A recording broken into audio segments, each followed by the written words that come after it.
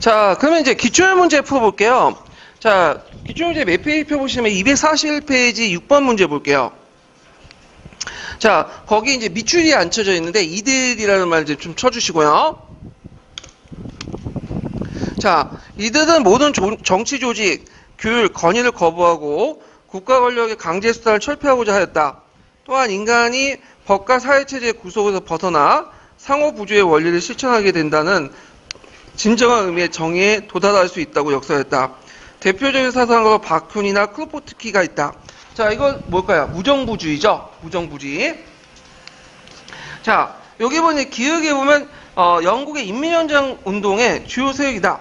여기 인민현장은 차티스트 운동을 의미하는 건데 차티스트 1차 선거법 개정의 결과 이제 산업자본의 선거권이 주어지니까 노동자들이 펼쳤던 운동이죠. 그래서 오원이나 러버 같은 사람들이 있는데 이들은 이제 그 인민주의자, 그 인민헌장주의자다 해갖고 이제 그 무정부주의자는 아니고요. 나중에 이제 그 사회주의와 비슷한 단계의 이제 그 조직이지만 그 무정부주의하고는 관련이 없는 단체예요. 그래서 틀렸고요. 그 다음에 니은은 제1 인터내셔널은 마르크스 진영과 충돌했다. 맞죠? 그 인터내셔널이 이제 그 해체된 배경이 마르크스주의 진영과 무정부의 어떤 대립 갈등 이런 것들을 이제 볼 수가 있고, 그 다음에 20세기 초 프랑스 센티칼리즘 조직을 완화시켰다. 자, 센티칼리즘은 무정부의 영향을 받아서 정치활동과 의회를 불신하고 노조 중심의 파업 같은 직접 행동을 통해 자본주의 체제를 파괴하는 사람들인데, 이들은 1880년대 프랑스 노동운동을 주도했죠. 나중에 1910년대 철도 노조의 대규모 파업에 해서 이제 점점 세력이 약해진 단체들인데, 자, 이들은 그 와해시킨 게 아니라 오히려 프랑스 센티칼리즘 조직이 영향을 받은 거죠. 예, 오히려 활성화시키는 배경이 됐죠. 그래서 틀린 거고, 그 다음에 호요도의 재산이란 무엇인가에 이론적 기초를 받았다. 맞죠? 예, 재산을 뭐라고 했어요? 절도로 왔죠. 예, 그래서 답이 니은과 리을. 그래서 이제 4번이 되겠죠. 자, 그 다음에 관련된 이제 그 총괄평가를 이제 볼게요.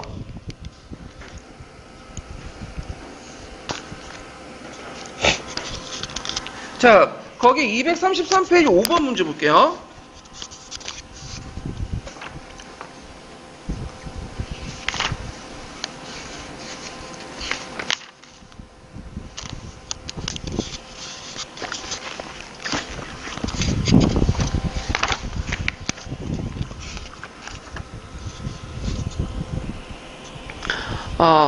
여기 이제 5번 문제를 보면, 잠깐만요. 이 독일 3인당 관련된 거니까.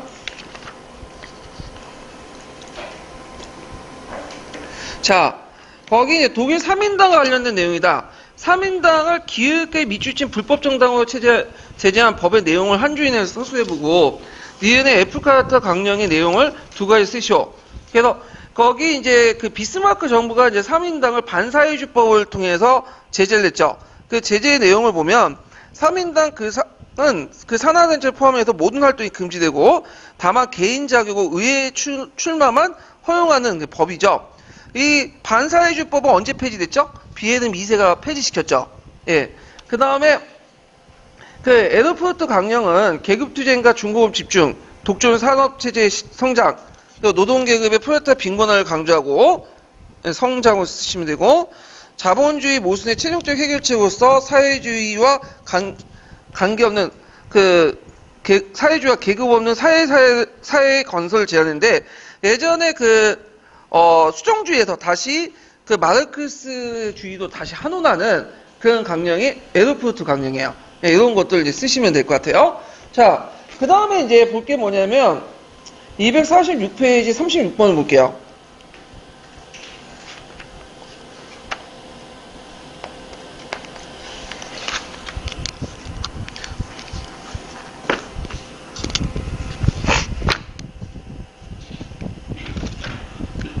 자, 다음은 비스마르크 정책과 관련된 사료다.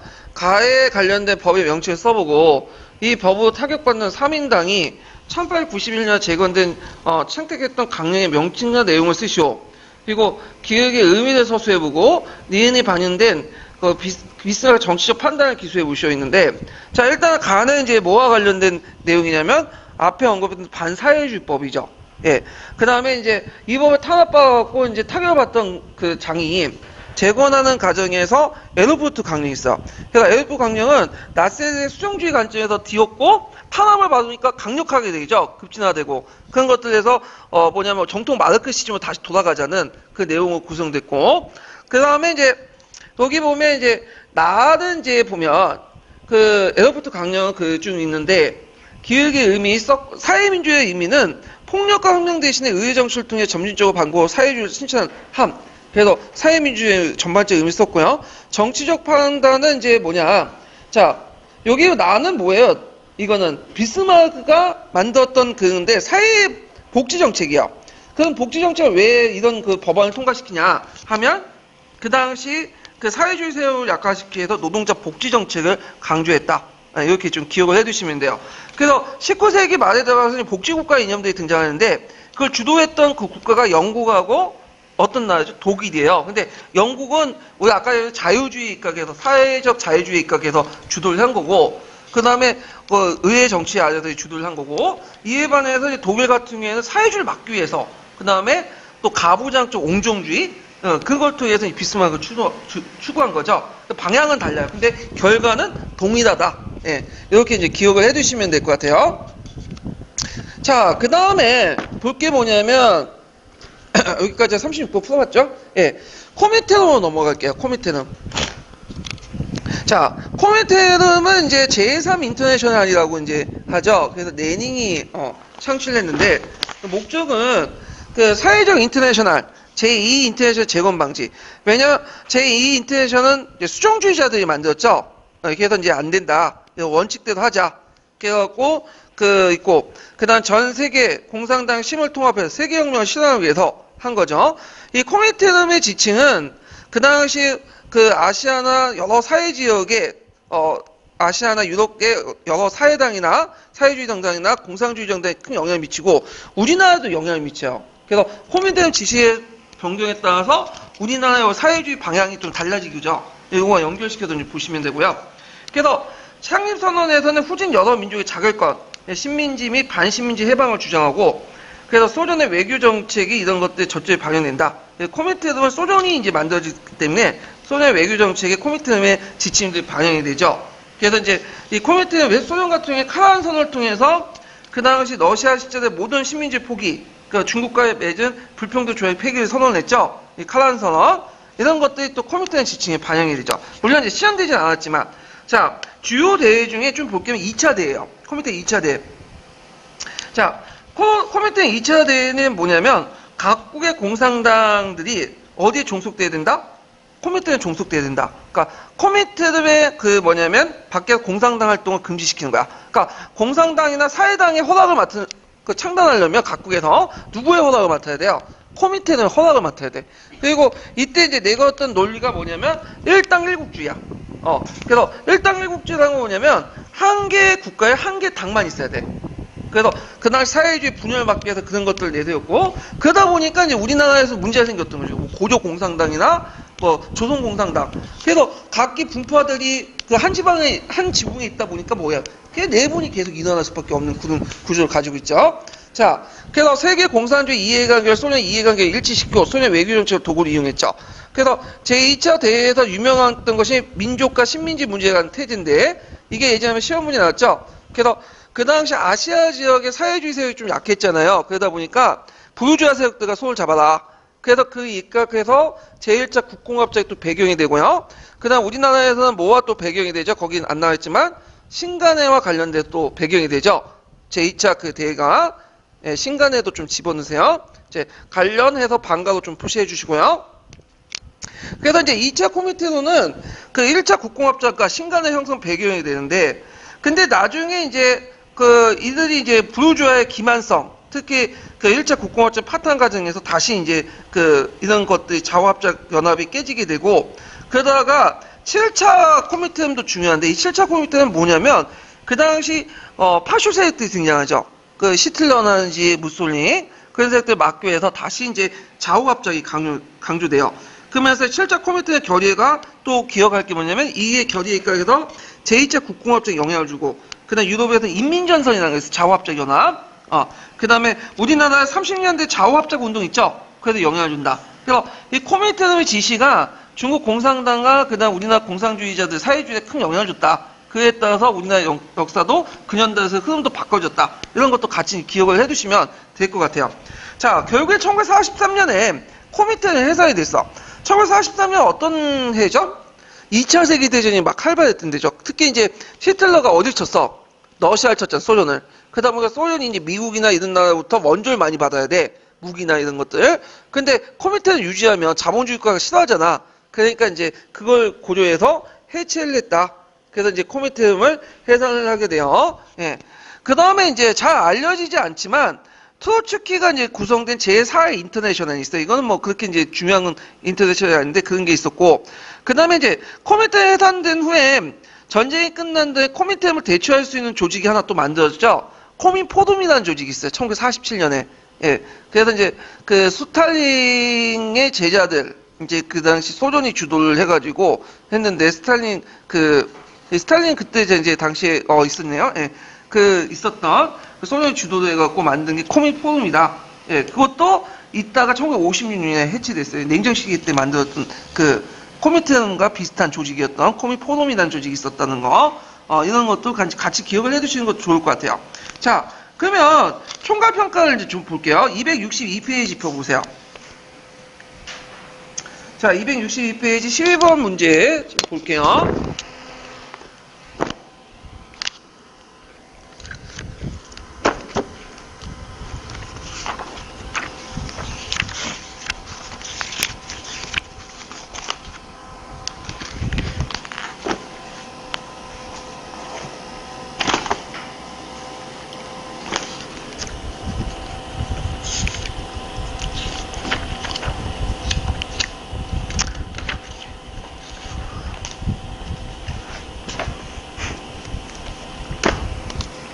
다음에 1차 사회 명칭을 써보고 사료 관련 기관의 명칭과 창립 목적을 말해보시오. 그리고 이 내용이 중국과 한국에 어떤 영향을 줬는지 각각 쓰시오. 이렇게 했는데, 자, 이거는 뭐냐면 이제 부르주아 속박에 벗어나게 프롤레타리아 투쟁의 성공 공산당은 민족 문제에도 관심을 기울여야 한다. 민족과 식민지 문제에 관한 코민테르 모든 정책은 지주와 부르주아를 타도하게 혁명적 투쟁의 연대를 위해 모든 국가의 민족 프롤레타리아 노동대적 민중의 연합에 초소를 해야 된다.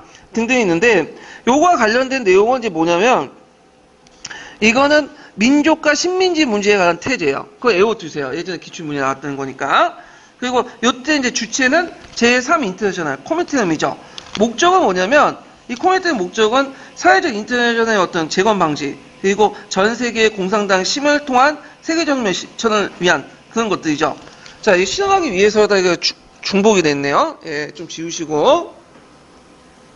영향은 중국에서 1차 국공합작 결성, 한국에서는 신간에 영향을 주죠. 요거와 연결시켜서 이제 보시면 되고. 자, 그래도 이제 한번 봤고요. 그 다음에 뒤에 넘어가가지고, 자, 현대 부분을 더 갈게요. 현대 부분. 현대 부분은 제가 이제 임의로 끊어놨어요. 이제 19세기 후반부터 이제 이렇게 좀 해가지고, 앞에 있는 근세가 좀 겹치는 부분도 있긴 있는데, 대개 보면 1차 세계대전부터 해가지고, 지금까지 현대라고 보고 있어요. 예. 그래서 이제 요 관련된 문제는 예전에 좀 별로 안 나왔는데 최근에 좀 많이 나오거든요. 요 관련된 부분이. 특히 이제 2차 세계대전 부분은 거의 안 나왔죠. 예전에 뭐 고르바초프 좀 나왔다가 안 나왔는데 최근에 띄엄띄엄 나와요. 특히 미국과 소련의 외교 정책이나 뭐 국내 정책 관련돼 갖고 외교 정책 관련돼서 국내 정책 관련돼서 나오니까 좀 기억을 해 두시고요. 자, 거기 보면 제국주의 부분도 많이 나오는 부분이죠. 제국주의 정책 19세기 이제 중후반에.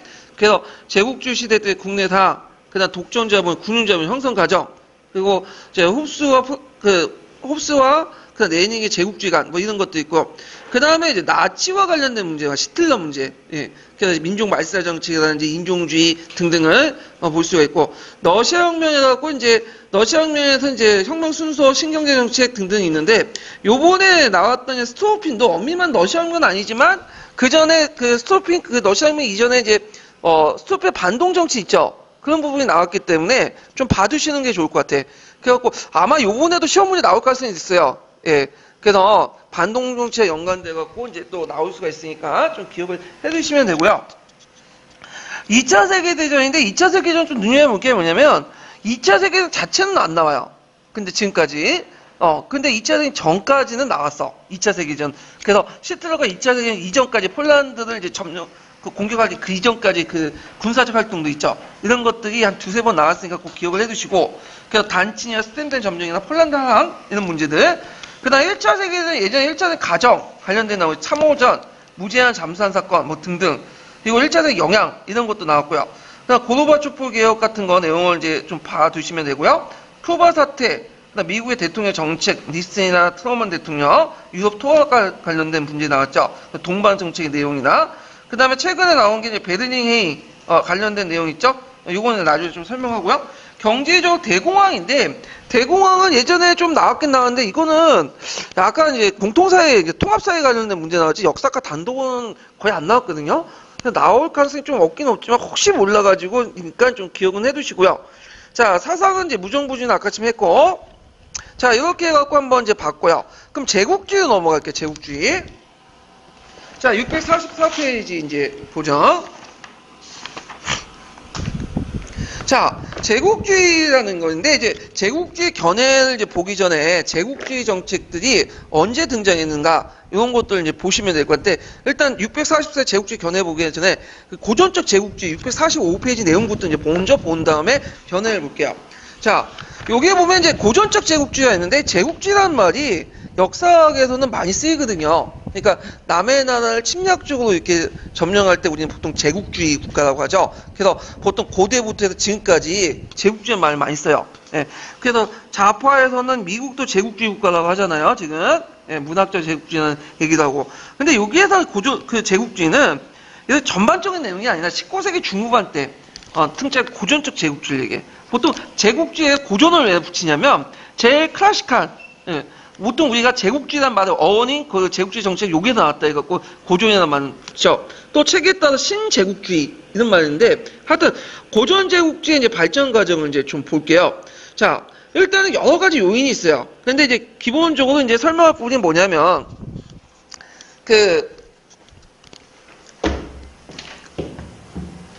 자, 19세기 이제 중반에 보면 무슨 혁명이 나죠? 제2차 산업혁명이 나죠. 예, 제2차 산업혁명이 일어난다는 거. 잠깐만요. 줌을 좀 이렇게 해가지고.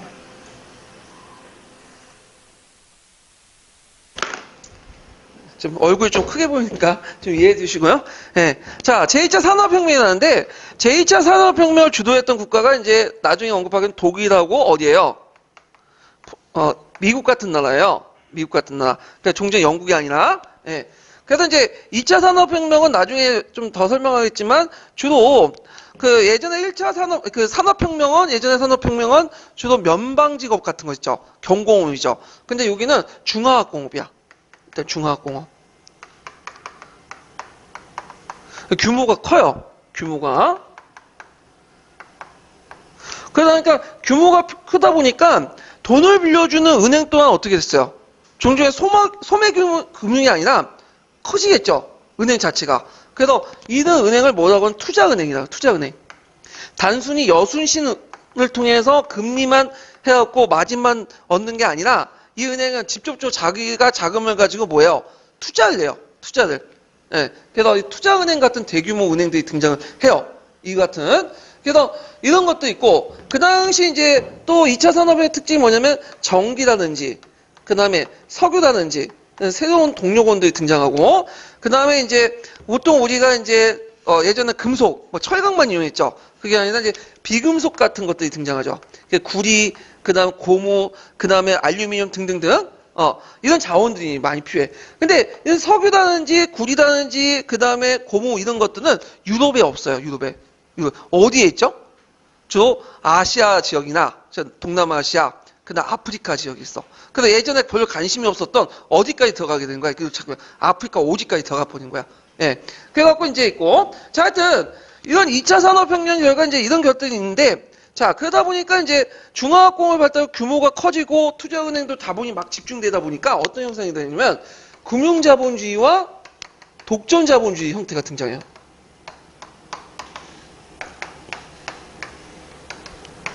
자, 금융자본주의는 뭐냐면 예전에 한번 설명했지만 금융자본이 어디를 종속시키는 거죠? 산업자본을 종속시켜. 자, 이게 뭐냐면 아까 전에 이제 대규모 투자를 하게 되잖아요. 근데 돈을 빌려줬어. 그 기업체. 근데 기업체가 장사를 잘해가지고 이자를 갚으면 되는데 원리금 갚지 못하는 경우가 많잖아요. 그러면 이걸 누가 접수하죠? 은행이 접수를 해버려. 그래서 오늘날 금산분리가 강조하잖아. 근데 금산일체가 아닌가. 그러니까 금융자본이 어디를 지배한다? 산업자본을 지배하는 그런 형태가 등장해. 그래서 대개 이제 독일 같은 게 콜체 같은 게 대표적인 게 은행을 중심으로 해서 대기업이 형성되죠. 그래서 은행이 있고 은행의 자회사도 여러 회사들도 구성돼 있죠. 이렇게 이제 금융자본주의가 등장하게 되고, 그다음 독점자본주의 왜 등장하냐? 이거와 또 연결되어 있는데 중화공업은 많은 투자를 하죠. 그러다 보니까 본전을 뽑기 위해서는 예전에 면방집처럼 약간 작게 해가지고 뽑지 못해요. 어떻게? 많이 뽑아야 되잖아. 자기가 많이 투자할 만큼. 그러다 보니 어느 정도 규모의 경제가 있어야 돼. 근데 시장 한계가 있는데 많은 업체들이 달려들면 처음에 어떻게? 자기끼리 치고받고 싸우다가 어떻게? 합병을 하겠죠. 합병을 하면서 자본이 이제 합병을 하고 기업이 합병하고 하면 어떻게? 이런 독점 자본주의 형태가 등장해. 그래서 지금도 그렇지만 자동차라든지 항공기라든지 그런 회사들은 많지가 않죠. 왜죠? 별로 없잖아. 두세 개. 왜 두세 개밖에 없어요? 한 나라에. 그건 뭐냐면 그렇게 해야지만 그 유지될 수 있기 때문이에요. 그래서 이런 독점 자본주의가 형태가 등장한다. 그래서 금융 자본주의와 독점 자본주의 형태가 등장해요. 그래서 금융의 고도화, 그래서 자본의 고도화, 그러면서 일어나면서 자본구가 점점 커지죠. 그러면서 이제 국내 아무리 투자해도 이제 더 이상 생산성이 없는 거야. 오히려 국내 투자하면 더 손해를 봐요. 투자할 데가 없으니까. 그래서 이걸 무슨 자본이라고 하죠? 잉여 자본이죠. 이렇게 이제 금융자본과 독점자본주의 잉여 자본들이 어디에 이제 투자하기 시작하냐면 신민지에 투자하게 돼. 신민지. 그래서 신민지의 역할이 종주에 두 가지가 있었죠. 뭐죠? 원료 공급지하고 상품 시장의 역할이 있었죠. 근데 원료 공급지의 역할도 더 강해야 돼. 왜냐면 신민지가 이제 필요했던 게 이제 유럽에 생산되지 못하는 이제 석유라든지 비금속 자료 그 자원들 있죠. 이런 것들 고무라든지 알루미늄이라든지 이런 것들은 원료도 다 이제 유럽에 없으니까 어디에 생산을 하기 시작한 거예요? 저쪽 이제 뭐냐면 아시아, 아프리카 그런 거들. 그래서 예전에는 그 아시아, 아프리카 좀 오지까지 안 들어갔거든요. 그냥 오지까지 들어가 버린 거야. 그러면서 이런 제국주의 국가의 어떤 경쟁이 일어나고. 그래서 이때 이제 신민지가 이제서 신민지 역할이 원료 공급지와 그 다음에 자본 원료 공급지와 예전에는 시장의 역할과 거기에 플러스 되기 시작하면 잉여 자본의 투자지 역할로서 또 플러스 돼요. 그래서 신민지 간의 전쟁이 격화되고 그러면서 신민지가 확대되면서 신민지 내부에 이제 유럽의 자본주의나 이런 것들 문화들이 들어오면서 또 정통사회가 많이 변화가 일어나고 또 그거에 대한 저항이 일어나죠. 그래서 그것을 통해서 이제 그 대항적 민족주의가 등장하고 그리고 신민지에 둘러싸고 제국주의 국가들의 다툼이 일어나기 시작하면서 발생한 그 사건이 제1차 세계대전이죠. 그리고 이제 신민지 국가들이 이제 학대하는 과정에서 뭘 통해서 합리화시키죠? 사회적 진화론 이런 것 통해서 좀 합리화시켜줘요. 예. 그래서 이런 것들이 제국주의의 특징이다. 예, 전반적으로 이제 보시면 될 것 같아요. 자, 그러면 이제 제국주의에 관련된 내용을 볼게요. 배경은 그 당시 이제 근본이 이제 확립, 그 다음에 교통수단 발달, 통신시설로 유럽과 비유럽 사이 교류가 용이했고요. 그래서 근본이제 같은 경우에는 근본이 태안을 의미하는 건데 이걸 통해서 이제 화폐 간의 어떤 차이를 이제 없앨 수 있으면서 경제 간의 교류가 강화됐죠. 그 다음에 앞에 언급한 것처럼 제2차 산업혁명 있죠. 19세기 후반에 일어난. 그래서 정전력이나 석유 같은 동력을 사용했고 대규모 기업 이런 것들이 등장하면서 금융자본주의, 독점자본주의 이런 것들이 등장했고요. 그래서 독점자본과 금융자본 단계에서 이제 국내 시장에 더 이상 투자할 데가 없으니까 어딜 투자하기 시작한다? 잉여자본들이 신민지를 투자하기 시작. 그래서 신민지에 많이 진출하고 그래서 신민지가 단순히 상품 시장과 원료 공급지 역할에서 하나 더 추가돼서 자본 투자지 역할을 하게 되고 그 다음에 유럽에 없었던 석유라든지 비금속 그 자원을 찾기 위해서 또 신민지를 진출하게 되죠. 그러면서 이제 후린 지역 예전에 들어가지 않는 지역까지 들어가고 신민지화 시켜버려. 그래갖고 이제 아프리카 오지라든지 그 다음에 태평양 지역까지 진출하게 되죠. 그러면서 이제 이런 식민지 정책들이 구해 영국, 프랑스를 출발해갖고 미국, 독일, 이탈리아, 뭐 러시아, 일본까지도 확대해서 식민지를 확대시켜 나간다. 거기에다가 민족적 이데가 뒷받침하죠. 이걸 무슨 민족주의냐면 침략적 민족주의, 통합적 민족주의라고 해요. 그리고 거기에 국가적 민족주의와 연합돼서 사회지도가 등장하죠. 이게 이데도 결합이 되고요. 그래서 식민지 획득 과정에서 제국주의 상호 간에 대립 유발돼서 있고, 그 다음에 이제 이 식민지를 이제 개척하는 과정에 이제 보면 대개는 누가 들어가냐? 먼저 선교사들이 들어가요. 선교사들이. 그래서 선교사들이 들어가고 이제 처음에 교회 이렇게 선도한다고 들어갔는데 거기에 항상 또 누가 뒤따오죠? 상인들이 들어와. 그럼 상인들이 물건 팔죠. 거기에 공장 만들고. 그러면 그걸 또 사유재산을 보호한다는 의미에서 또 누가 들어와요? 군대가 들어가. 그래서 이렇게 하면서 요 나라를 먹는 거야. 그러니까 그 당시에는 선교사들이 뭐냐면 의도하진 않지만 자기가 뭐가는 제국주의 침략의 앞잡이가 되는 거죠. 그래서 프랑스 같은 경우에 항상 그걸 잘 이용하죠. 그래서 프랑스 같은 경우에는 선교사들이 이제 파견했다 죽으면 그걸 빌미로 뭐예요?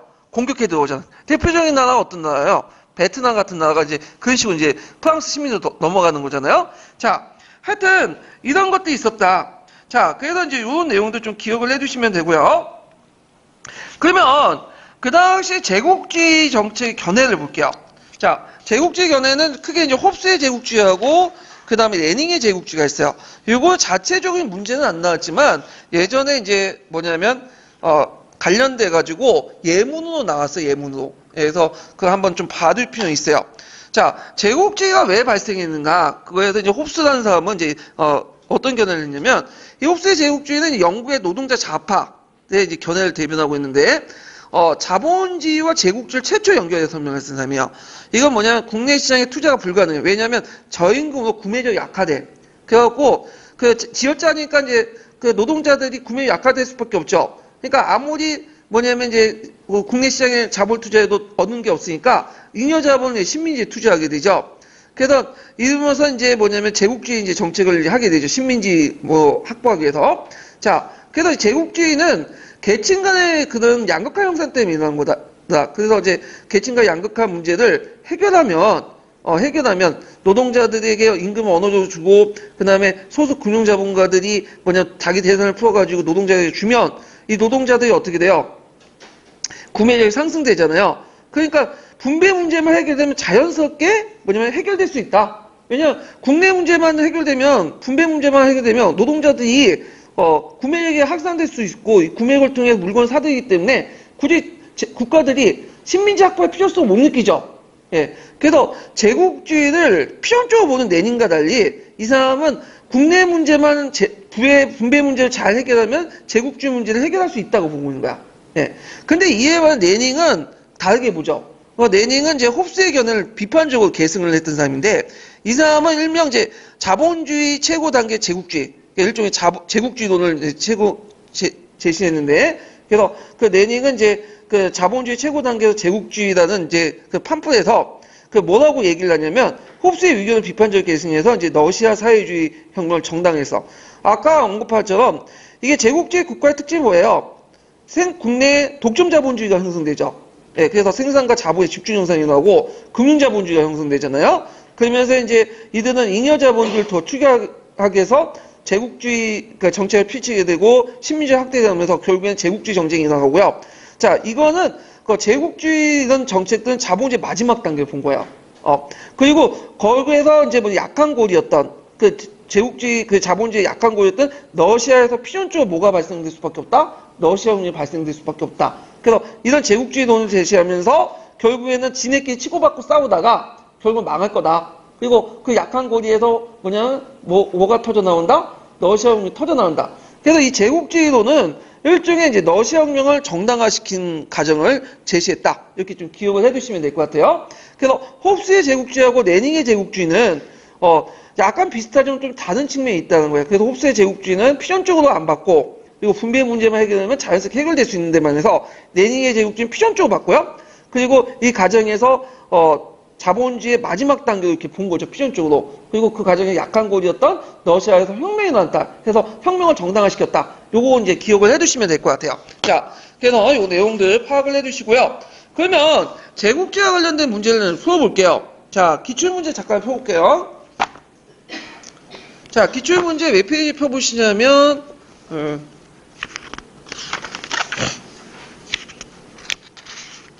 몇 페이지 펴보시냐면,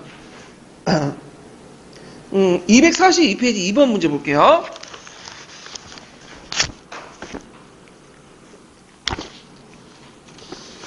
자, 다음 그대로 있고 밑줄체 1번의 제국주의 발생 배경을 세 가지 약수라고 이에 들어가는 말을 쓰시오. 자, 이렇게 있는데, 자, 세계화 과정은 비단 어제 오는 만의 일이 아니다. 일찍 제국주의라고 부르던 침략적 행위는 모두 세계화 전략이다. 이렇게 있는데, 일단 제국주의 원인은 여러 가지 찾을 수 있는데, 일단 첫 번째는 독점 자본의 금융자본주의 형성이죠. 그러니까 잉여 자본을 해외 투자지로서 이제 식민지주의 활발히 되게 되고, 그걸 뭘로 뒷받침했죠? 민족주의 이데올로기로 뒷받침했죠. 그 다음에 몇 차 산업혁명, 2차 산업혁명 여기 쓰시면 되겠죠. 그래서 석유, 고무 등 턴스텐 같은 새로운 그 연료가 필요했기 때문에 이제 제국주의 식민지가 필요했죠. 이런 것들 쓰시면 될 것 같아요. 그 외에도 여기는 없지만 이제 뭐 한 가지 추가하자면 기본소에는 근본이제 확립, 교통의 수단 발달, 통신시설 증대, 그래서 유럽과 비유럽 사이의 교류 용이 이런 것도 이제 제국주의 정책의 이제 배경에 들 수가 있겠죠. 하나 더 추가하시면 될 것 같고요. 자, 그 다음에 이번에 들어갈 것은 이제 다국적 기업인데, 요거는 이제 역사과는 상관이 없어요. 뭐 보통 상식적인 얘기지만, 요거는 뭐와 관련된 내용이냐면 이제 일사과 통합 관련된 내가 문제 냈던 거예요. 예, 제국주의 부분은. 그래서 제국주의가 형성된 배경만 좀 기억을 해두시면 될 것 같아요. 예. 자, 그 다음에 이제 볼 문제가 뒷장 넘어가가지고, 자, 5번 문제 볼게요, 5번. 자, 이 5번 문제는 홉스의 제국주의와 레닝의 제국주의에 대해서 이제 좀 비교를 해가지고 이제 문제를 냈던 건데, 자, 기획의 전개 과정에서 영국과 프랑스 간의 치안 통상정책 차이를 쓰고, 나의 형성 외교상 의의를 두 가지 쓰시오. 그래서 이제 요거는 제국주의 정책과 함께 그 다음에 삼국 협상 뭐 그 관련된 내용인데, 삼국 협상 부분은 이제 나중에 얘기를 하고요. 그래서 이제 일단 가와 관련된 부분을 볼게요. 자, 홉스는 거기에 기억에 들어갈 말이 뭘까요? 제국주의예요. 그래서 홉스의 제국주의는 가장 중요한 요인으로 국내 시장에 유리한 투자가 불가능해진 잉여 자본의 청약한 해외 투자의 경쟁을 지적했다. 이거 레닝의 제국주의가 또 나오죠. 그래서 홉스한 레닝주의 제국주의 예문에 나왔기 때문에 언젠가 한번 물어볼 수가 있어. 또 그 예문대로. 그래서 요때 제국주의 국가의 통상 정책을 보면, 자, 요 통상이라는 건 뭐야? 무역과 관련된 정책들이죠. 그래갖고 영국과 프랑스의 차이인데, 영국은 그 당시에 자유무역을 계속 유지하고 있었어요. 자유무역. 그래서 자유무역주의를 유지했지만, 프랑스는 처음에 자유무역주의 유지했다가 이게 자기한테 불리하니까 뭘로 관세 설정 보호무역주의로 바뀌게 돼요. 보호무역주의요. 그래서 되게 프랑스가 대표적인 경우에 프랑스부터 독일, 미국 그 당시 그는 선진 자본주의 국가들은 어떤 정책을 했다? 자유무역주의보다는 보호무역주의를 했어. 왜냐면 아직까지는 국내 산업이 발전하지 못했기 때문에 보호무역주의를 했고, 유일하게 이제 자유무역주의를 내세웠던 나라가 어떤 나라다? 영국이에요. 물론 영국도 이제 한때는 그 여론상 보호무역주의를 해야 된다는 여론이 형성됐긴 했지만, 끝까지 자유무역주의 이렇게 이제를 채택했다. 이런 것들. 요 관련된 내용은 서양사 강의에 있어요. 이 부분은요. 그래서 강의에서 제가 찾았거든요. 예. 자, 그래서 이제 요런 내용들 좀 같이 기억을 해주시면 되고, 그 다음에 이제 그 나라와 관련된 내용은 나중에 영국과 프랑스 협상 관련된 내용이요. 요거는 나중에 뒷부분 할 때 같이 이제 또 풀어보기도 하고요. 자, 그 다음에 뒤에 넘어가서 이제 2차 산업혁명을 잠깐 볼게요. 기본 강의 교재 이제 좀 보면, 자, 2차 산업혁명은 아까 아침에 잠깐 언급을 했는데, 산업혁명 그 다음에 한 산업혁명이 제2차 산업혁명이죠. 그래서 2차 산업혁명 같은 경우에는 이제 언제 19세기 중후반에 이제 등장했던 것들인데, 그 다음 19세기 초반에 20년기 불황기를 벗어나는 과정에서 과학적 혁명과 기술적 실통이 일어났다. 그래서 예전에 그 산업혁명은, 영국에서 일어난 산업혁명은 주도층이 누구였죠? 기술자였죠. 기술자들이 이제 뭐 직계를 곤치다가 좀 편리하게 만들기 위해서 이제 기계를 만들었잖아요. 예, 그래서 이제 이런 것 통해서 이제 발전됐는데, 2차 산업혁명은 그런 방식으로 한 게 아니야. 실험실에서 과학자들이 연구를 해요. 그 연구 성과를 바탕으로 해서 새로운 기계를 만들었고 밑으로 내려보내는 거야. 그러니까 하향식이 아니라 상향식이죠. 그래서 예를 들어 갖고 이런 게죠. 예전에는 이제 농법 개량할 때는 그 뭐냐면 농법 개량할 때는 저 농부들이 하다 보니까 개량하는 형식이죠. 근데 이제 지금 어떻게 농업에 대해서 이제 실험실 연구소가 있고 연구소에서 품종 개량을 하면 그 품종 개량이 좋다고 이제 딱 판명을 하면 밑으로 내려보내잖아요. 그럼 어느 게 더 기술 발전이 더 빠르겠어요? 당연히 후자겠죠. 그래서 이 산업혁명, 제2차 산업혁명은 후자 쪽이 발전돼. 그래서 주로 이제 독일하고 미국을 주도해 갖고 이제 하기 시작한다. 이렇게 좀 보시면 될 것 같아요. 자, 특징은 보면 전력과 석유를 이제 사용하죠. 특히 이제 석유 사용이 상당히 중요하다. 그래서 석유를 사용하면서 노펠의 스탠다드 석유 회사 같은 그 독점 회사들이 등장을 하죠. 예. 그 다음에 비금속 부분들이 사용돼요. 그래서 이제 그 강철인데 강철이 예전부터 있었는데 거기에 이제 뭐냐면 비금속 합금을 시켜서 더 강하게 만들고 그 알루미늄 이런 것들은 이제 만들고 그 다음에 중공업 부분이 이제 발전되죠. 그래서 전기 사업이라든지 화학공업 등등 이런 것들은 규모가 커요. 그러다 보니까 돈이 많이 들죠. 예전에 면방직 해가지고 조금만 돈 가지고는 안 돼. 그러다 보니까 이제 어떻게 돼? 대규모 금융자본들이 필요했던 거야. 자, 생산 방식도 일간 작업과 대량 생산, 기업의 공장 대형화인데 대표적인 게 여러분들 이제 교육학 시간에도 배웠겠지만 T자동차 아시죠? 포드가. 포드의 T자동차 만들 때 어떻게? 예전에는 주로 이제 뭐냐면 컨베이어 시스템을 이용한 게 아니라 주로 노동자들이 몇 명이 달라붙어갖고 만들었는데 그게 아니라 컨베이어 시스템 만들어가지고 이제 쭉 라인에 따라서 노동자들이 딱 앉아있으면 어떤 사람은 맨날 나사만 조이면 되는 거죠. 이런 식으로. 그래서 철저히 분업화가 돼가지고 시간 단위로 계산해가지고 공간을 배치시키는 그런 생산 방식을 통해서 대량 생산을 했다. 이렇게 이제 보시면 될 것 같아요.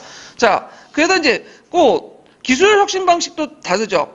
아까 산업혁명 때 기술자가 발명을 의존하죠. 되게 영국에서 이제 이런 것들 하는데 영국 같은 경우에는 경험주의가 상당히 많기 때문에 그때 뭐 개량하는 식으로 이렇게 했는데 이게 아니라 산업혁명 때는 연구소를 만들고 여기에서 연구소에서 연구를 한 결과를 밑으로 내려보는 생산시설 만들어갖고 내려보내는 그런 것들을 했다. 그래서 2차 산업혁명에 더 과학적인 어떤 연구 성과가 더 많이 반영됐다. 이런 것들을 좀 같이 기억을 해두시면 돼요. 자, 그래서 주도국은 미국과 독일이고 상대적으로 이제 예전에 선진 자본이었던 영국과 프랑스는 상대적으로 하락이 돼요.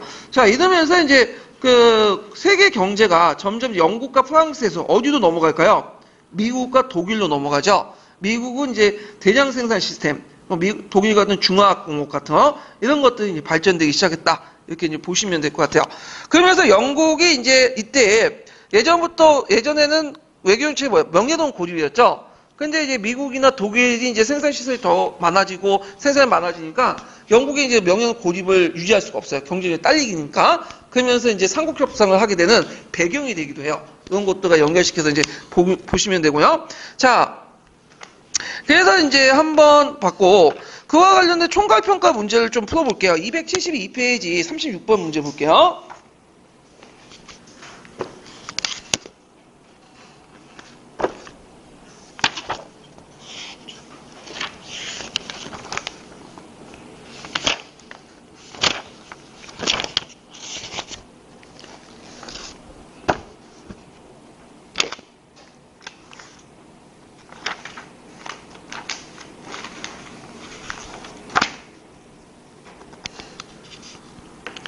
자, 다음은 제국주의 관련 자료이다. 작성 방법에 따라 답안을 작성해 보시오. 자, 자료 A는 이제 제국주의는 오직 유유자본을 갖고 있는 투자하게 되면 도움을 줄 뿐이다.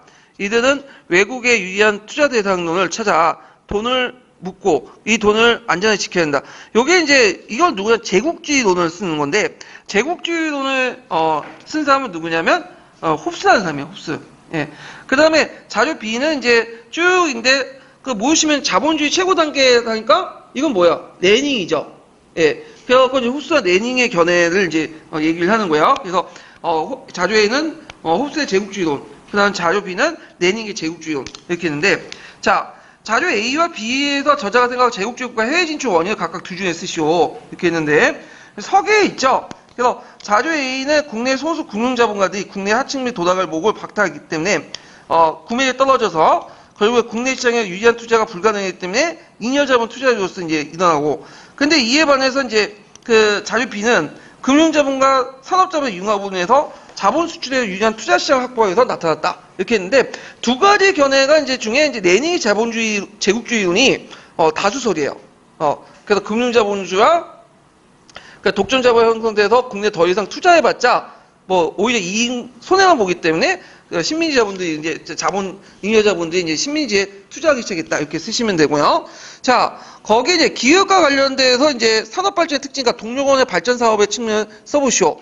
그래서 엄청나게 다양한 생산물이 완성할 때까지 연속적인 작업 단계 하나의 중심이 이건 뭘 그랬어요? 대량 생산 컨베이 시스템을 얘기하는 거죠. 그래서 이것에 대한 이제 제2차 산업혁명과 관련된 특징을 쓰시면 돼요. 그래서 제2차 산업혁명, 화학공업 같은 신흥공업이 발달되면서 선진 자본국가들하고는 새로운 원료 등 상품 시장이 차지한 제국주의 정책을 전개했다. 이렇게 쓰시면 되고, 그래서 이제 이런 내용들, 산업 발전의 특징과 이렇게 있고, 동력어는 뭘 써야 되겠죠? 그 당시 이제 동력어로서는 그 당시 이제 뭐냐면 그 전력, 성육 이런 것들을 쓰시면 될 것 같아요. 그래서 이런 것도 이제 2차 산업혁명과 관련해 갖고 제가 문제를 내봤어요. 제국정책하고. 자, 그래서 이제 이렇게 해서 이제 한번 봤고 뒤에 넘어가서 각국의 제국주의 노선을 이제 볼게요. 각국의 제국주의 노선을. 자, 각국의 제국주의 노선을 이제 보면 자. 제국주의 앞에서 언급한 것은 이제 제국주의 전반적인 내용이고요. 근데 각 나라마다 이제 제국주의에 좀 약간 다른 점이 있어요. 특징적인 부분이. 그래서 이제 이걸 이제 한번 봐야 되는데, 자, 영국 같은 경우에는 그 강대한 식민지를 확보했었죠. 그래서 이제 그 당시 영국의 최대한 그 세계 금융의 중심지였고, 무역의 중심지였죠. 그래서 자신의 지위를 유지하기 위해서 제국주의 정책을 이제 펼쳤어요. 그래서 식민지 팽창 정책을 적극하면서 제국주의를 달성해서 이집트 점령, 그 다음에 삼시 정책을 통해 아프리카 종단 정책과 이탈리아, 인도에 경영을 했는데 특히 이제 영국에서 제일 중요한 식민지는 어딜까요? 인도죠, 인도. 그래서 인도를 지키기 위해서 그 당시 러시아의 남하 정책을 막으려고 했고 그 다음에 또 인도를 효율적으로 물자 수송하기 위해서 어디를 점령했죠? 수에즈를 차지하고 이집트를 점령했고 삼시 정책을 추진했던 거야. 그래서 삼시 정책은 세 개의 도시를 연결하는 거죠. 어디를 연결할까요? 카이로, 케이프타운, 칼커타를 연결하죠. 그래서 카이로와 케이프타운 연결해서 종단 정책을 하고 그걸 다시 인도에 연결시키는 그런 정책을 했다. 그래서 영국은 인도를 잃으면 뭐냐면 모든 걸 잃게 돼요. 왜냐면 영국은 해군이 강하다고 했죠. 육군이 약하고. 육군 병력을 어디에서 다 착출하냐면 상당수가 인도에서 착출해요. 인도에. 그래서 인도에서 근데 만약에 인도를 잃어버리면 세계 식민지 경영을 못해. 그래서 상당히 중요한 시장이었다. 이렇게 이제 보시면 되고요. 그 다음에 이제 영국 같은 식민지 정책은 국내 실업 문제 해결, 간이 인구 문제 해결 때문에 했고 상품 시장 개척 성격이 강했다. 이렇게 이제 보시면 되겠죠. 자, 독일을 보죠. 독일은 그 당시 제2차 산업혁명 결과 이제 독보적인 위치에 있었죠. 뭐 전기나 화학이나 기계. 그 다음에 독일은 이제 비에름 2세 정책을 보면 종전에 비스마르크는 이제 제국주의 정책에 대해서 별 관심이 없어요. 식민지 정책에 대해서, 식민지 확보에 대해서. 근데 이제 왜 확보하더라도 기존의 이제 열강들이 확보한 지역이 아니라 다른 지역에 가고 빈틈을 노려갖고 이제 들어갔는데 비에름 2세는 경우가 다르죠. 뭐죠? 영국과 프랑스가 차지했던 지역까지 막 들고 들어가게 돼. 나중에 설명하겠지만. 그래서 그때 이제 세계 열강들과 충돌하게 되죠. 그래서 나중에 1차 세계대전 원인이 되는데, 자, 비에름 2세가 내세웠던 것이 무슨 정책이죠? 3비 정책이죠. 그러니까 세 개의 도시를 연결하는데, 어디를 연결하죠? 베르린, 그 다음에 비잔티온, 바그다드. 예, 이건 나중에 좀 설명하겠지만, 이 3비 정책은 중동 지역을 연결하는 거야. 근데 중동은 그 당시 영국과 프랑스 이해관계에 깔려있죠. 예, 그러니까 영국과 프랑스와 충돌할 수밖에 없는 거고, 그리고 삼시정책과 충돌할 수밖에 없는 거죠. 예, 그래서 결국에는 1차 세계 배경이 되었다. 이렇게 좀 보시면 되고, 자, 프랑스를 볼게요. 프랑스는 제국주의 정책을 왜 했냐? 일단은 국제적 고립을 탈피하고 비스마르크의 프랑스 고립화 정책이나 국내 문제를 해결하게 위해서 했는데, 특히 프랑스의 제국주의 특징 중에 하나가 뭐냐면 문화적 제국주의예요. 예, 문화적 제국주의는 이제 뭐냐면 천주교를 통해서 제국주의 정책을 해요. 예. 그래갖고 일단 천주교를 이제 전파하기 위해서 신부들이 먼저 들어가고, 신부들이 들어오는 곳을 들어갈 때 신부들을 통해서 그 나라의 어떤 정보나 이런 것도 다 캐내요. 그리고 신부들이 이제 뭐냐면 박해를 받으면 그걸 빌미로 해서 군대를 파견해서 점령해버려. 그 대표적인 케이스가 베트남 같은 거죠. 그래서 그것을 있고 이제 중국에도 그런 경우가 보이죠. 그래서 중국이나 베트남 이런 데 반기독교 운동이 일어난 거는 다 어디에 영향을 받았다? 프랑스의 제국주의 정책에 영향을 받았다 보시면 돼요. 그러니까 문화적 제국주의적 어떤 특징을 가지고 있다. 이렇게 이제 보시면 되고, 우리나라도 그런 경우가 있었죠. 조선에 무슨 거죠? 병인양요. 예, 병인이 왜 일어났어요? 병인박해 때 그 프랑스 선교사들이 와서 처형당했잖아. 그러니까 그걸 빌미로 해갖고 들어온 거잖아요. 예. 자, 그런 것도 이제 케이스고. 자, 그 다음에 프랑스는 이제 아프리카 횡단 정책을 냈죠. 그래서 그때 종단 정책을 추구했던 영국과 긴장 관계를 했고, 그리고 결국에는 종단 정책과 횡단 정책, 그러니까 이제 그 모로코에서 마다카스트와 그 다음에 이제 카이로와 케이프타운이 딱 그런 마주친 정책이 딱 부닥친 정책이 뭐죠? 파쇼단 사건에서 그게 부닥치죠. 결국에는 이제 프랑스가 물려나갖고 이제 종단 정책은 좀 후퇴가 됐지만 이런 것도 있었다. 이렇게 좀 보시면 되고, 미국을 보죠. 미국은 뭐 제국주의 정책은 다른 국가와 유사한데, 일단 미국 같은 경우에는 좀 상대적으로 그 영토 문제는 그건 별로 관심이 없었어요. 미국은 상대적으로 볼 때 미국에 관심 있는 게 경제주 목적이에요. 왜냐하면 미국은 땅이 어마어마하죠. 예. 서부 개척도 해야 되고 자기 국내에서도 지금 개척할 땅들이 많아. 그러니까 굳이 해외에 나가서 뭐냐면 개척한 것보다는 해외는 주로 이제 뭐냐면 식민지 만들긴 하는데 거점 차원이고, 그리고 주로 뭐 때문에 경제적 이익 때문에 등장을. 그러니까 중국이라든지 우리나라나 이런 나라들이 미국을 좀 그래도 우호적으로 봤던 게 뭐냐면, 다른 제국주의 국가들은 주로 영토 확장에 관심이 있잖아. 근데 미국은 상당히 영토 확장에 관심이 없어서 그런 것도 있어요. 경제적인 어떤 침투만 있고. 그래서 아름다운 밑자를 갖다 붙였잖아요. 중국 애들이. 그래서 최상의 미국 같은 나라. 하여튼 뭐 이렇게 이제 이런 나라가 있다. 그 영토 장악보다는 경제적 목적이 있었다. 이렇게 보시면 되고, 러시아는 이제 남하 정책의 일환으로 이렇게 했다는 걸 좀 기억을 해두시면 돼요. 러시아는 남하 정책의 입장에서 이렇게 있고요. 그 다음에 이제 여기는 안 나와 있지만 이제 벨기에 같은 나라는 이제 아프리카에 직접 가서 뭐 복리 후생 이런 것들을 강조하고 이런 그 정책들을 이제 펼쳤고요. 예. 그래서 여러 이제 식민지 식민지 뭐냐면 목적 등이 여러 가지 있었다. 좀 기억을 해두시면 돼요. 자, 근데 그 식민지 지배 방식도 좀 차이가 있는데 이것도 좀 약간 얘기해 줄게요. 자, 식민지 지배 방식 중에 영국 같은 거 있죠. 영국은 정형적으로 디바이드를 분리 정책이야. 디바이드. 그래서 영국 같은 경우에 자체적인 육군이 없다고 했죠. 그래서 어떤 식으로 통치하냐면 육군은 소수만 파견해, 병력만. 그리고 어떤 원주민 중에 이제 둘로 나눠. 친형적인 원주민들과 반형적인 원주민들 나눠요. 그러니까 친형적인 원주민들 적극적으로 육성을 해갖고 군대를 만들고, 그리고 이걸 통해서 뭐냐면 반형적인 다수의 식민지를 지배하는 거야. 그래서 얘네들은 소수의 병력만 파견해갖고 거기에 뭘로? 그 원주민 중에 용병을 고용을 해가지고 통치하는 방식이야. 세포이처럼. 그래서 이제 영국의 식민 통치 방식이 그거예요. 예. 그래서 이제 이런 식으로 통치를 했던 거고요. 그 다음에 이제 프랑스 같은 경우에는 그 자신의 어떤 공화주의 정통과 기독교 문명을 원주민에 전파를 해요. 그래갖고 동화 정책을 해요. 프랑스를 만들어보죠. 그러니까 아프리카 같은 게 대표적인 거죠. 그러니까 기독교 전파하고 프랑스어를 쓰게 하고 동화주의 정책을 내고, 그 다음에 이제 미국 같은 경우에는 식민지를 공식적으로 잘 인정하지 않아요. 그래서 자국 영토로 만들어버리는 거야. 그 대표적인 나라가 이제 하와이 있죠. 하와이도 원래 식민지잖아. 자국 다 영토하고. 푸에르토리코나 감이나 이런 나라도 뭐죠? 그냥 자국 영토 편입시키죠.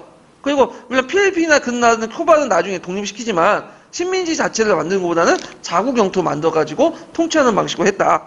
일본은 뭐냐면 차별과 동화라는 형태, 조선 같은, 우리나라 같은 이런 것들을 이제 했고, 벨기에 같은 경우에는 이제 복리 후생 시설을 통해서 아프리카인들을 좀 자기 표로 끌어들이는 그런 것들을 이제 했다. 이렇게 이제 좀 보시면 돼요. 그래서 각국마다 이렇게 식민지 통치 방식이 좀 달라요. 근데 제가 제일 이제 선호한다고 보다는 제 합리적인 방식이 영국인 것 같아. 영국은 진짜 적은 병력을 파견해갖고 이걸 분리 이간질 시켜가지고 그냥 자기 편을 만들어가지고 이들을 통해 통치하는 방식이야. 예. 그래갖고 인도를 그런 식으로 통치했거든요. 그게 이제 대표적인 게 이제 뭐냐면 벵골 분할령이 그 대표적인 거죠. 그래서 이런 것을 통치를 했다. 가성비가 되게 높은 방식으로 통치를 했다, 영국이. 예, 이렇게 보시면 되고요. 자, 그 다음에 그 관련된 이제 제국주의 정책, 각국의 제국주의 그 관련된 정책들 좀 볼게요. 기출문제에서. 자, 몇 페이지 펴보시면 243페이지 4번 문제 볼까요? 4번 문제.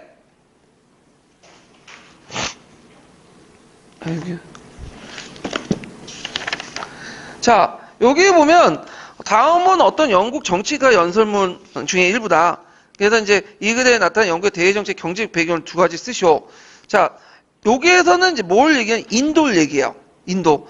그래서 인도가 없었다면 수에즈 운하를 주식을 사들 필요가 없죠. 왜냐하면 수에즈 운하를 그 당시 먹었던 이유가 뭐예요? 영국이. 이 수에즈 운하를 먹어야지만 인도를 직접적으로 가기가 편해.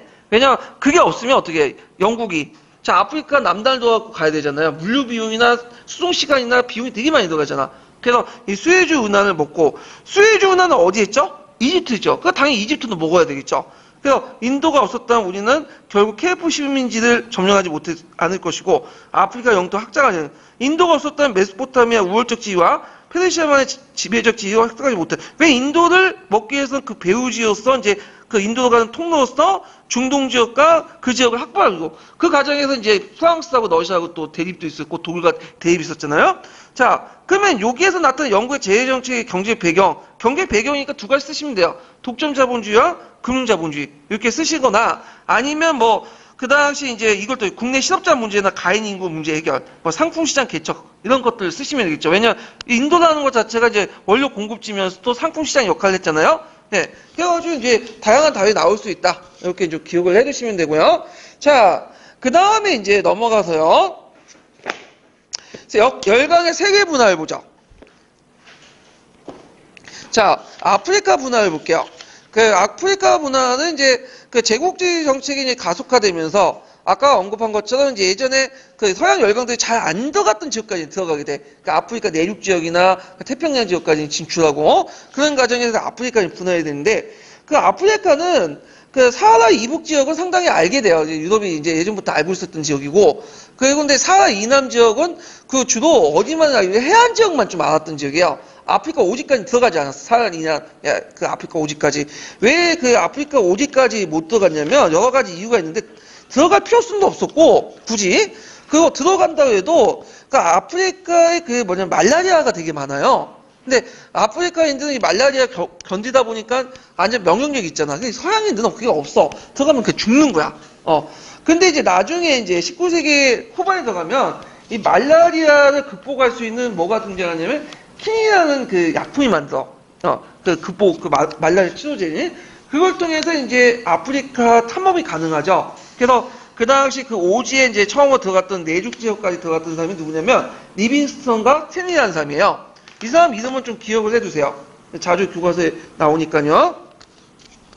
그래서 이제 그 당시 이제 그 리빙스턴과 스탠리라는 사람인데, 그 당시 이제 그 왜 이 사람이 이제 유명해졌냐면, 이 당시 먼저 참여했던 사람은 이제 그 리빙스턴. 그래서 리빙스턴이 이제 그 아프리카 오지에 가가지고 이제 탐험했는데 연락이 끊긴 거예요. 그래갖고 그걸 찾고자 그 당시 스탠린이 찾아 나갔어. 그래서 둘이 만난 거예요. 그래갖고 이제 이걸 통해서 아프리카 대륙 내지를 이제 횡단하는 데 성공했고, 벨기에 레오폴드 2세가 탐사 성공을 듣고 나서 그 당시 스탠린에게 콩고 개발을 원조를 집중해요. 그래서 콩고 협회를 만들게 하고 결국 콩고 땅에 누구로 넘어가냐면 벨기에 정부로 이제 넘어가게 되거든요. 그래서 이제 그 두 사람 이름 좀 기억을 해두시고, 자, 영국은 이제 아프리카 정책이 보면 종단 정책이 유명하죠. 3배 정책 1단 노선이 실시했는데, 자, 이집트의 카이로와 남아프리카 연방 케이프타운 연결하는 거죠. 그래서 3시 정책에서 카이로와 케이프 연결하는 것이 종단 정책이다. 그래서 그 당시 이집트 이제 먹기 위해서 수에즈 운하를 매수하죠. 원래 수에즈 운하는 프랑스 네세스가 이제 만들었던 운하예요. 그래서 이 운하를 개통하니까 그것이 이제 이집트가 이제 수에즈를 통해서 유럽과 아시아를 쉽게 하고 인도 쉽게 갈 수 있으니까 그 당시 이제 프랑스가 가지고 있는 주식을 누가 매입했는데 영국이 매입을 했어요. 그러다가 이집트가 가지고 있는 주식 또한 매입을 하죠. 그러면서 수에즈 운하를 완전 자기가 차지할 거예요. 그러니까 수에즈 운하를 차지하려니까 또 뭘 먹어야 돼? 이집트를 먹어야 돼. 그래서 이집트를 먹게 되죠. 물론 이집트는 이제 식민지로 만든다고 하지만 이제 보호부 형태로 이제 먹게 되지만 하여튼 또 이집트를 이렇게 하고 반란도 나면 진압을 하고 막 이런 식으로 이제 했다. 자, 그래서 이 이집트와 수에즈 운하를 먹었던 이유가 뭐다? 앞에서 온 거 인도 지배를 확실하게 하기 위해서. 왜냐면 수에즈 운하를 통해 가야지만 인도를 확실히 빠르게 갈 수 있죠. 예. 그 다음에 또 하나가 이제 예전에 시험 문제 나왔던 무슨 전쟁이죠? 보호전쟁이죠.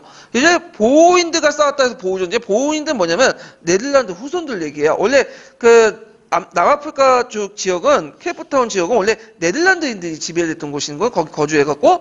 근데 이들이 이제 나중에 영국인들 쫓겨나요. 그래갖고 내륙에 들어가서 오렌지 자유국가 트랜스파 공화국을 세워요.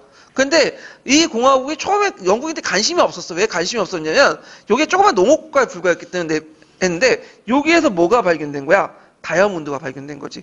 그러면서 이제 관심을 갖게 되고 그 당시 그 영국의 식민지 정책을 총괄했던 세실 로즈라는 사람이 세실 로즈는 그 이름 정도 외워두세요. 이 사람이 이제 뭐냐면 유명한 이제 그 제국주의자고 그 당시 보호 전쟁을 총괄했던 사람인데 이 사람이 이제 그 트란스파 공화국과 오렌지 자유국가 이제 전쟁을 하면서 이 지역을 먹게 돼요. 그리고 이 지역을 통합하고 나서 케이프타운 식민지하고 그 다음에 요 두 개의 식민지 등등 해갖고 묶어가지고 남아프리카 연방을 구성해요. 오늘날. 그래갖고 이제 이렇게 했다. 그래서 이제 이 세실 로즈가 주도했던 보호전쟁 예전에 한번 시험 문제 나왔죠? 이거 좀 기억을 해두시면 될 것 같고요.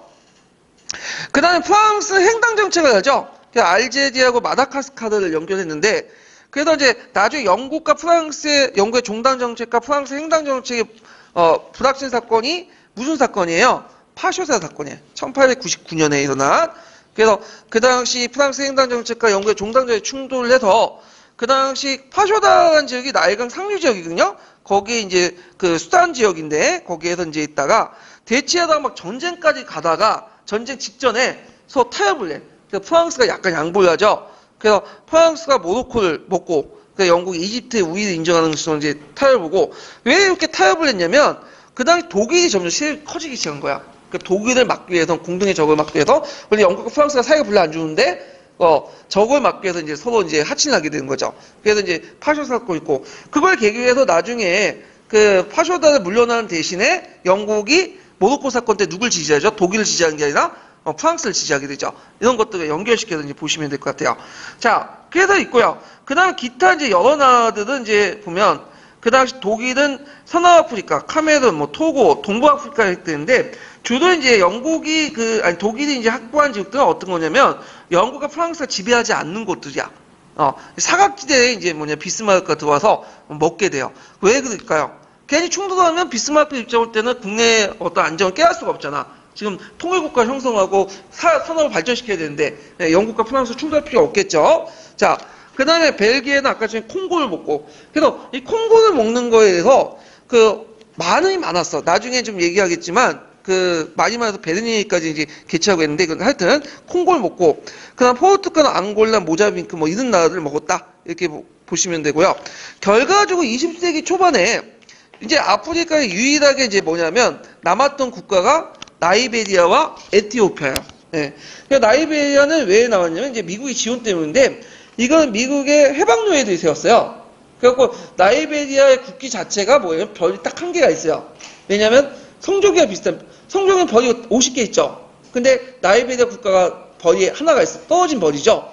예, 그래서 미국의 성조기를 영향받아서 이제 했는데 하여튼 미국의 지원을 받았다. 그리고 에티오피아는 나중에 얘기하겠지만 이탈리아가 그걸 먹으려고 했죠. 예, 근데 이제 이탈리아 물리치죠. 예, 그래서 이 부분은 나중에 좀 얘기를 할게요. 근데 결국에는 나중에 이탈리아가 이제 에티오피아를 무솔리니 때 먹게 돼요. 물론 이제 곧바로 이제 한 몇 년 있다 또 탈환되지만, 독립하지만.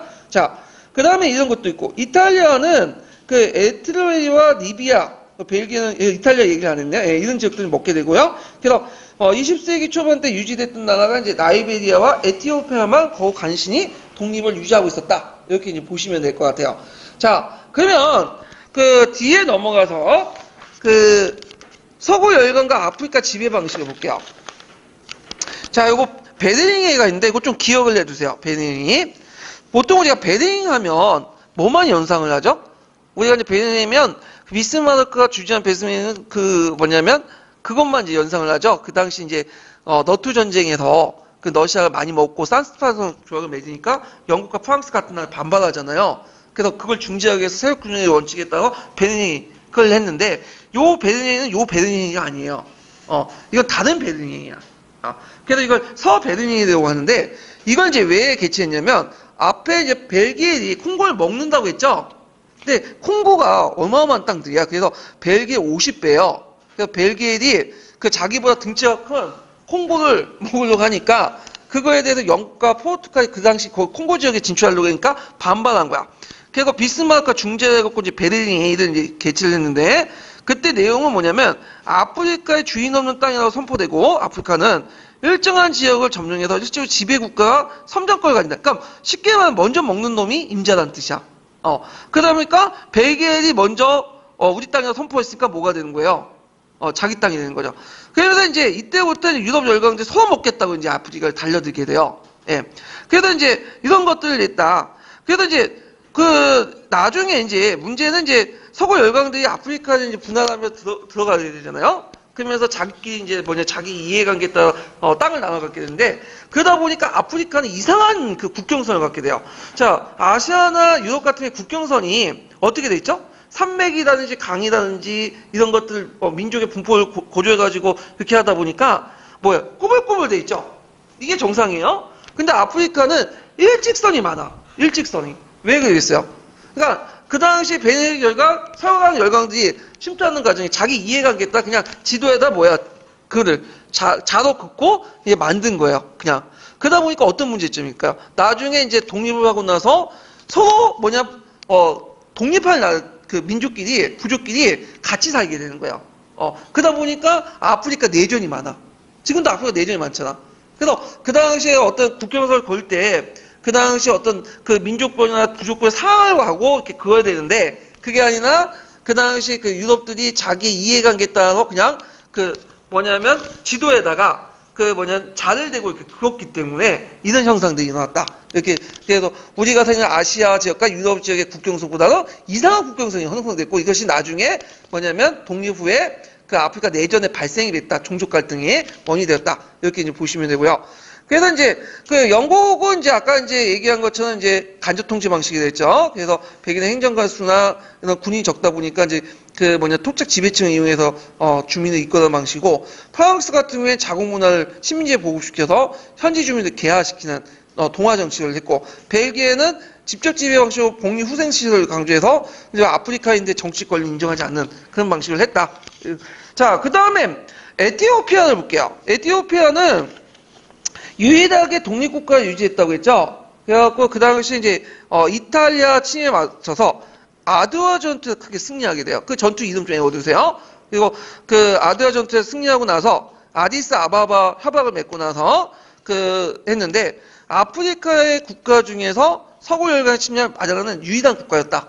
그리고 그게 가능했던 것이 메네니트 2세가 그 당시 에티오피아 황제가 되고 나서 철도를 부설하고 학교를 건립하고 신식군대를 조직하는 과정에 근대화 작업을 했기 때문에 독립을 계속 유지할 수 있었다. 이것도 이제 같이 기억을 해두시고 아마 나올 수 있을 것 같아요. 왜냐면 예전에 어떤 문제가 나왔냐면 이탈리아 무솔리니 어딜 먹는 게 나왔어요. 에티오피아를 먹는 게 있죠. 예, 이런 것들과 연결시켜서 보시면 돼요. 이 에티오피아 나중에 독립할 때 어떤 식으로 독립하냐면 그 이탈리아가 원래 먹었던 그 엘류트리아라는 영토가 있어요. 그 엘류트리아와 같이 통합해갖고 독립을 했거든요. 나중에 이탈리아 독립할 때 다시. 그때 이제 이걸 이디오피아라고 했어. 그러다가 엘류트리아 지역이 독립을 따고 다시 이제 이디오피아가 이제 따로 나가면서 에티오피아로 지금 부르죠. 예. 그래서 이제 이런 것들을 이제 같이 파악을 해주시는 게 좋을 것 같아요. 자, 그 다음에 또 제국주의 열강들 예전에 관심이 없었던 또 태평양 제도까지 나가. 그래서 그 태평양에 이제 식민지를 만들기 시작하는데 자, 영국에서는 오스트리아, 뉴질랜드를 점령하고요. 그래서 그때 잉여 인구들 많이 방출하는 곳을 이용하죠. 그래서 제수들 주로 이제 들어와서 여기 하다가 이제 했고 나중에 영연방에 속했던 국가들이 이제 오스트리아와 뉴질랜드 국가고 자, 미국은 하와이를 병합하죠. 그리고 미소 전쟁을 통해서 필리핀과 쿠바를 이제 차지해야 돼요. 파나마 운하를 완성했다. 그래서 여기 필리핀 같은 경우에 좀 기억할 게 뭐냐? 필리핀은 원래 누구의 식민지였죠? 스페인의 식민지였어요. 스페인의 식민지. 그래서 이제 그 영향 때문에 그 필리핀은 이제 카톨릭이 많아요. 카톨릭이 다 필리핀의 그 영향을 받은 건 아니 스페인의 영향을 받은 건데 그러다가 미국이 이제 그 제2차 세계대전 때 이게 뺏겼죠. 필리핀을 일본한테. 그러다 다시 찾다가 독립을 시켰어요. 이 필리핀을. 자, 그 다음에 독일은 이제 뉴기니 동북부, 그 다음에 말리아나, 그 다음에 마리아나, 그 다음에 카롤라이 마셜제도인데 나중에 1차 세계대전 이후에 미국과 일본이 분할 점령하게 되고요. 프랑스, 타히티, 뭐 뉴칼라도니아, 뭐 그런 제 섬들을 점령했다. 이렇게 보시면 돼요. 자, 그래서 이제 이렇게 해서 한번 봤고, 그 다음에 관련된 이제 그 기출 문제 이제 좀 풀어볼게요. 기출 문제 몇 페이지 보시냐면 242페이지 펴보세요.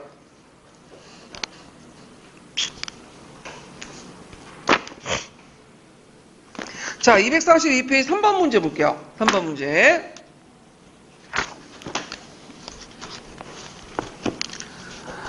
자, 가해에 해당하는 나라에 대해서 쓰고 나에 들어갈 역사의 사건의 명칭을 쓰시오. 이렇게 있는데 자, 이번 시간 제국주의 열강의 아프리카 분할과 그 결과를 살펴봅시다. 자, 누가 먼저 얘기해 볼까요? 자, 1884년 베르니에서 이 1884년 베르니는 우리가 알고 있는 베르니아이가 아니에요. 그래서 이제 이걸 이제 베르린 서아프리카 회의라고 또 얘기를 하는데 하여튼 그때 이제 그 베르린에서 벨기에가 국제적 사회 승인을 받죠. 그래서 그때 이제 승인을 받고 어디를 관리하게 되죠? 콩고를 먹게 되죠. 그래서 이제 이런 것도 있고, 그 다음 학생이란 이제 1899년 기획지역에서 일어난, 그 지도에서 있는데, 트랜스파르 공화국과 이제 그 오렌지 자유국에서 일어난, 사건인데, 이 전쟁 때문에, 보호전쟁이 일어나. 네. 그래서 보호전쟁은 네덜란드 후손인들을 뜻하는데, 이 보호전쟁을 진압하는 과정에서 이제 대규모 사륙전이 이루어지게 되죠. 그래서, 결국에는 이제 오렌지 자유국과 트랜스파 공화국을 점령을 하게 되고 두 차례 보호 전쟁을 통해서 강제 병합을 하게 되고 이때 이제 그 영국은 45만 명의 병력을 동원해서 철저하게 보호인들을 죽이고 나머지 보호인들 집단 수용소를 보내고 이런 정책을 했거든요. 그래서 이 강제 수용소 설비가 별로 안 좋다 보니까 2만 명의 어떤 보호인들이 죽게 돼요. 결국에는 이제 하여튼 이렇게 이제 했는데 이런 것들은 보호 전쟁이다. 이렇게 이제 보시면 되고요. 자, 그 다음에 뒤에 넘어가서 관련된 이제 이거 있네요. 예. 자, 그리고 관련된 이제 총괄수학과 문제가 있는데 263페이지 잠깐 1번 문제 볼게요. 263페이지 1번 문제.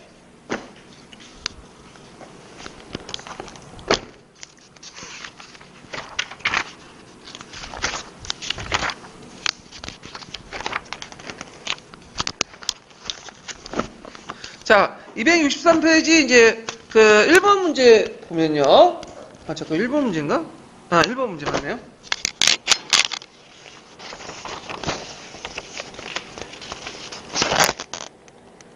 아니다. 제가 잘못 적었네. 1번 문제가 아니라 283페이지 4번 문제예요. 263페이지 14번 문제. 214페이지 14번 문제표 보세요. 자, 그 14번 문제 보면, 자, 다음은 1884년 베닝 회의 결과, 다음은 베닝 조례의 내용이다. 베닝 회의를 개최하게 된 배경을 서술해보고, 이때 결정한 아프리카 분할 원칙을 한 줄이나 말해보시오. 자, 베닝 그 회의는 뭐 때문에 개최했다고 했죠? 콩고 문제 때문에 개최했다고 했죠? 그래서 콩고를 벨기에 먹으려고 하니까 영국 같은 제국주의 국가들이 반발하면서 이제 그 당시 비스마르크가 중재했던 회의가 베닝인데, 이제 그 베닝에서 이제 그 배경을 이렇게 쓰시면 되겠죠? 아까 전에 이제 언급한 것처럼 그 당시 이제 벨기에 레오폴트 2세가 중앙아프리카 콩고강 유역에서 영유권을 선포하니까 콩고강 유역에 진출했던 프랑스와 포르투갈이 반발해갖고 했고요. 분할의 원칙은 실효성 있는 지배를 먼저 확보한 나라에게 지배권 인정하는 손주. 그러니까 먼저 거기에 점령했던 선점을 한 나라에게 줬던 그 원칙이 확립됐다. 이렇게 이제 보시면 될 것 같아요. 자, 그래서 이제 이렇게 해서 이제 한번 풀어봤고, 그 다음에 이제 뒤에 넘어가서 이제 비스마르크의 외교 정책을 이제 볼게요. 비스마르크 외교 정책. 자, 비스마르크 외교정책도 이제 예전에 한번 시험 문제 나왔죠. 그래서 그 기출 문제를 한번 풀어봤죠, 예전에. 그래서 비스마르크의 그 내정과 관련돼갖고, 풀었어요. 자, 그러면 비스마르크 그 외교정책 보면 이 사람은 그 외교의 달인이에요. 그래서 되게 외교정책을 잘 세웠는데, 이 사람이 통일전쟁 이후에 이제 그 외교정책 2대 방향을 정했어. 하나가, 국내 질서 현상 유지 정책, 이해관계를 조절해갖고, 그다음 프랑스 국제 고립화 정책이야. 자, 그래서 요때 형성된 체제가 이제 비스마르크 체제라고 하거든요. 한동안 유지되는데, 그러면 왜 이렇게 형상 유지 정책, 프랑스 고립화 정책을 했을까요? 그건 국내 문제 때문에요. 왜냐면 이제 독일이 이제 1876년 통일하고 나서, 비스마르크의 관심은 국내에 있어. 그러면 국내에 이제 뭐냐면 어떤 그 통합정책, 통일정책 가속화시키고 경제를 발전시키려면, 국외 안정된 어떤 분위기가 필요하죠. 배경이. 왜냐하면 독일은 딱 중간에 있기 때문에, 유럽 중간에 있기 때문에, 국제적 분쟁이 자주 생기면 어떻게 해요? 전쟁이 심해질 수밖에 없어요. 그러다 보니까 그걸 막기 위해서 뭐냐면 현상 유지 정책을 펼쳤던 거고, 그다음 프랑스 같은 경우에 독일하고 이제 싸우다가 한번 패했잖아요. 그러니까 이제, 언젠가 얘네들 원수 갚아야 되겠다. 그런 이제 생각을 갖고 있어. 그래서 이제 부대장 장군 같은 이제 장군이 이제 인기도 많고 그랬던 건데, 그래서 이 프랑스가 아예 독일을 공격하지 못하도 의지를 꺾어놔야겠다. 그런 생각으로 이제 뭐냐면 프랑스 고립화 정책을 했던 것이죠.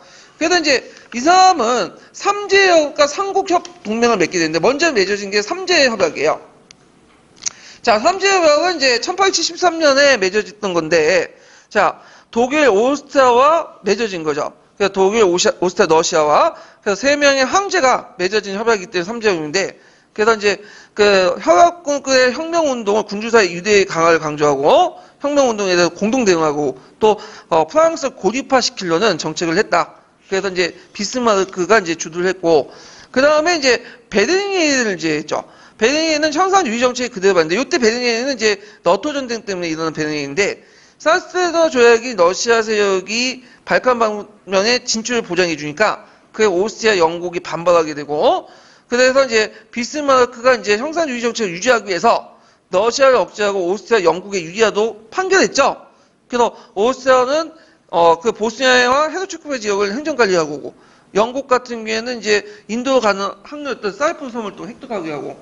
그러니까 이제 점점 이게 유리하게 이렇게 판단해 주니까 러시아, 독일 사이가 멀어지게 된 거야. 그리고 독일은 또 오스트리아에 접근하고. 자, 그래서 이제 멀어지게 되니까 이제 독일과 오스트리아 이국 동맹 맺게 되고, 그 다음에 그 당시에 이제 안 되겠다. 러시아를 또 끌어들여야겠다. 그래가지고 이제 삼제 동맹이 결성이 돼요. 삼제 동맹이. 삼제 동맹이 이제 81년으로 돼 있는데, 요걸 이제 좀 곤치세요. 예. 81년이 아니라 73년이에요. 이게 잘못됐네요. 예.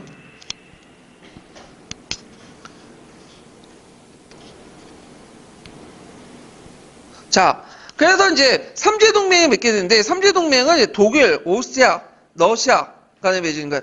독일 비에드미세, 그 다음에 이제 오스트리아는 프란츠 요제트라는 황제가 있었고, 러시아는 알렉산드 2세인가? 그래갖고 이제 삼제동맹을 맺게 되는데, 그 내용을 보면, 동맹국 1국이 제4국의 공격을 받고 나머지 동맹국 우호적인 중립을 유지하고, 트로코 문제에 대해서 사전에 협의하자. 기한은 3년이고, 근데 이제 러시아와 이제 오스트리아가 관계가 악화되었어요. 예. 그래서 이제 이걸 삼제 동맹을 불가리아 문제 때문에 이제 관계가 악화되니까 그걸 이제 더 이상 갱신하지 못하니까 오스트리아 떨어져 나갔죠. 그래서 오스트리아를 또 묶어내기 위해서 또 맺어진 게 뭐예요? 삼국 동맹이잖아요. 근데 여기에서 이제 러시아 관계를 계속 유지하기 위해서 삼국 동맹 외에도 러시아 또 재무장 조약을 맺게 돼요. 예. 이런 식으로 이제 유지했다. 그래서 러시아가 프랑스에 접근하지 못하도록 했다. 그래서 이제 정리해서 얘기하면 그 당시 비스마르크는 삼제협약을 좀 더 발전시킨 게 뭐죠? 삼제 동맹이고요. 예. 그 다음에 이제 또 뭐냐면 하나의 이제 삼제 동맹이 계속 오스트리아 러시아 갈등 때문에 이어지지 못하니까 러시아와 재무장을 조하고 러시아를 붙어매고, 그 다음에 그 당시 이제 오스트리아하고 이탈리아, 독일 연결시켜서 무슨 동맹을 맺었죠? 삼국 동맹을 맺었어. 그래서 이 두 개 축을 통해서 뭐냐면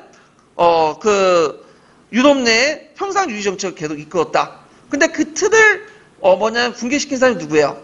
비에르 2세죠. 비에르 2세. 그래서 비에듬 2세가 먼저 했던 게 뭐냐면 러시아 재무장 조약을 갱신을 거절하는 거야. 그러다 보니까 러시아 떨어져 나갔죠. 비스마르크 체제에서. 그러니까 러시아 떨어져 나가면서 러시아가 누구하고 접근하게 돼요? 프랑스와 접근하게 돼. 그래서 비스마르크가 생각했던 친화주의 최악의 경우가 나타나기 시작한 거야. 예. 그래서 이제 일본국가 연결시켜서 보시면 될 것 같아요. 그래서 이제 삼재 동맹, 삼국 동맹, 삼재 동맹이 깨지고 나서 러시아 재무장 조약을 계기해갖고 이렇게 연결돼가지고 했지만 그 체제가 비에듬 2세 때 깨지게 돼요. 자, 비에듬 2세의 이제 외교 정책을 보죠. 비에듬 2세의 외교 정책은 앞에 있었던 비스마르크 외교 정책 전반대예요. 거꾸로. 그리고 비에듬 2세 전에 이제 그 비에듬 1세가 있었잖아요. 그래서 비에듬 1세는 그 당시 이제 뭐냐면 그 자기가 이제 국내 문제가 국외 문제를 다 누구한테 맡겼냐면 비스마르크 전적으로 이용했어요. 근데 비에듬 1세가 죽게 된 거예요. 근데 그 아들이 이제 즉위했는데 제 아들이 몇 세인지는 잘 이름 모르겠는데 그 아들이 비리비리했어. 그래서 그 즉위하자마자 그 50일 만에 죽어요. 그러니까 비에듬 1세의 손자였던 누가 되면 비에듬 2세가 즉위하죠. 20대에. 근데 이 사람은 외교적 경험도 없는데 젊은 헐기만 앞서는 거야. 그러다 보니까 비스마르크 충돌하게 돼. 결국에는 비에듬 2세가 비스마르크를 해고하고 자기가 이제 모든 걸 다 통치하게 되죠. 외교 문제 간섭하게 되고. 그러면서 충돌이 일어나기 시작하는데, 자, 그래서 비에듬 2세 외교 정책은 세계 정책이라고 지칭하고 팽창 정책이에요. 그래서 이 사람은 세계 정책을 내세우면서 팽창 정책을 냈는데 번게르만주의를 이때 내거든요. 그래서 번게르만주의를 내면서 대팽창 정책을 했는데 비스마르크는 열강들의 어떤 이해관계 있는 지역은 안 들어가죠. 충돌을 피하려고 하잖아. 근데 이 사람은 열강들, 특히 프랑스와 러시아와 그 다음에 영국이 가지고 있는 열강들 이해관계 있는 지역을 들어가기 시작했죠. 중동 지역 같은 거. 그 다음에 막 충돌하게 돼요. 식민지도 기존에 그 영국과 프랑스 가지고 있는 식민지도 들어가려고 하고. 그래서 이제 문제가 생기게 되는 거죠. 자, 그래서 이제 이 사람의 정책을 보면 러시아의 재무장 조약 만기를 거부해봐. 그래서 러시아가 누구하고 접근하게 돼요? 프랑스와 접근하게 되죠. 결국에 프랑스와 러시아의 협상 배경이 되고요. 그 다음에 기존의 이제 세계 정책을 펼쳐서 기존의 세력권이나 기득권을 무시하고 도전적 성격을 갖게 되는데 분쟁을 유발시키고 그래서 대표적인 정책이 3B 정책이죠. 3B 정책은 베르린, 비잔티움, 바그다드를 연결하는 건데 그 당시에는 이제 오스만 투르크가 있었어요. 근데 오스만 투르크가 역대 정부가 그 당시 그 독일에 되게 호의적이었거든요. 그래서 이제 그 비잔티움 바그다드 철도 부설권을 이제 그 오스만 정부부터 획득을 하게 돼요. 그리고 이제 그것을 이제 뭐냐면 연결해가지고 그 베르린, 비잔티움, 바그다드 연결하려고 하고 이걸 바탕으로 3B 정책을 하게 되는데 이것은 이제 그 당시 그 독일이 어디에 진출한다는 거예요? 중동 지역에 진출한다는 거죠. 근데 크게 되게 위험한 게 중동 지역은 이미 기득권을 가지고 있는 세력이 있어요. 뭐죠? 영국과 프랑스죠. 그냥 영국과 프랑스가 충돌할 수밖에 없게 되고 특히 이제 러시아도 충돌할 수밖에 없겠죠. 러시아도 이제 흑해방면으로 나가려고 하는데 독일이 이렇게 세계선을 연결하면 흑해방면 연결하지 못하잖아. 그러니까 이제 이들과 또 충돌할 수밖에 없겠죠. 그러니까 영국, 프랑스, 러시아하고 적을 다 돌려버린 거야. 얘네들이. 그러니까 예전에 영국, 프랑스, 러시아가 서로 갈등이 있었는데 공동의 적이었던 누가 등장한 거야? 그 독일이 등장하다 보니까 서로 협상을 맺는 그런 분위기가 연출되기 죠. 그래서 결국 할 건 영국의 정책과 러시아의 작을 봐서 나중에 그렇게 사이가 안 좋던 영국과 러시아가 협상하는 배경을 이뤘다. 이렇게 지금 기억을 해두시면 되고. 그래서 비에듬 2세 팽창 정책을 볼 수 있는 게 모로코 사건이에요. 원래 이 모로코라는 지역은 누가 영향력을 행사했던 지역이냐? 프랑스가 영향력을 행사했던 지역이죠. 근데 이걸 독일을 먹으려고 했어. 그래갖고 이제, 그 과정에서 제1차 모로코 사건과 제2차 모로코 사건이 일어났는데, 그래서 이제 비에듬 2세가 제1차 모로코 사건은 이제 그 모로코의 탄지르 항에 방문하면서 모로코의 영토 보전과, 문호 개방을 주장해요. 이게 실제로 속마음에서 나온 건 아니죠. 프랑스가 여기 모로코를 먹지 말라. 우리가 나중에 먹겠다. 이렇게 이제 그런 것들인데, 결국에 영국이 프랑스를 지지하면서 독일이 후퇴하는 사건을 말한 거고요. 그 다음에 제2차 모로코 사건 1911년에 일어났죠. 그래서 모로코에서 내란이 발생하니까 독일이 군함을 파견해. 그러니까 이제 영국이 프랑스를 지지하고 독일이 결국 양보해서 프랑스는 모로코의 보호령이 되는데 그때 이제 모로코 지역을 프랑스가 거의 9분의 10 정도, 10분의 9를 차지하고 90%를 근데 이제 모로코 남부 지역이 있어요. 그 모로코 남부 지역을 독일이 차지해요.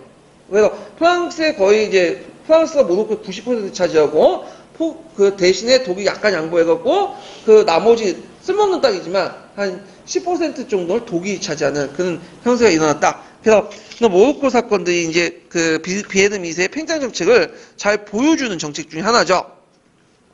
자, 그러면 삼국협상과 영일동맹 삼국협상 영일동맹 이제 그 체계를 보죠. 자, 이들은 이제 삼국협상은 이제 독일의 팽창 정책을 이제 대항하기 위해서 맺어진 거고 공통적 비밀 조약이야. 서로 몰라. 그래서 이제 이것 때문에 1차 세계는 또 배경이 되는데, 자, 먼저 가정을 보면 러시아와 프랑스가 협상이 성립되죠. 그래서 있고, 그 다음에 영일동맹인데, 영일동맹은 이제 그 좀 약간 경우가 다르지만 독일보다는 러시아 남하 정책을 막기 위해서 이제 성립이 됐던 거고, 그 다음 영포협상 성립, 그 영량협상 성립인데, 그래서 삼국협상 과정을 이제 설정하는 거 보면, 특징이 있어요. 뭐냐면, 이게 각국의 영국과 프랑스, 러시아가 뭐냐면 한 테이블에 모여가지고 다자협약을 맺은 게 아니라 각국 간에 맺어진 거야. 그리고 각국 간에 맺어지다 보니까 서로 무슨 조약을 맺은지 몰라, 서로. 왜 모르겠어요? 비밀 조약이기 때문에. 그리고 서로 공소동맹이고. 그 다음에 1차 세계대전이 일어나니까 그때 이제 서로 선전포고를 하는 과정에서 알게 된 거예요. 그래서 원래 이제 선전포고를 어떻게 하냐면 그 당시 이제 보스니아 헤르체고비나 지역에 이제 오스트리아 상태자 죽잖아요. 그러니까 이제 그 당시 오스트리아가 누굴 선전포고해요? 세르비아 선전하죠. 세르비아가 이제 선전포고 당했으니까 세르비아 큰형님 러시아가 선전포고하죠. 러시아가 선전포고를 했으니까 그때 영국과 프랑스가 너도 나도 이제 독일에 선전포고를 한 거야.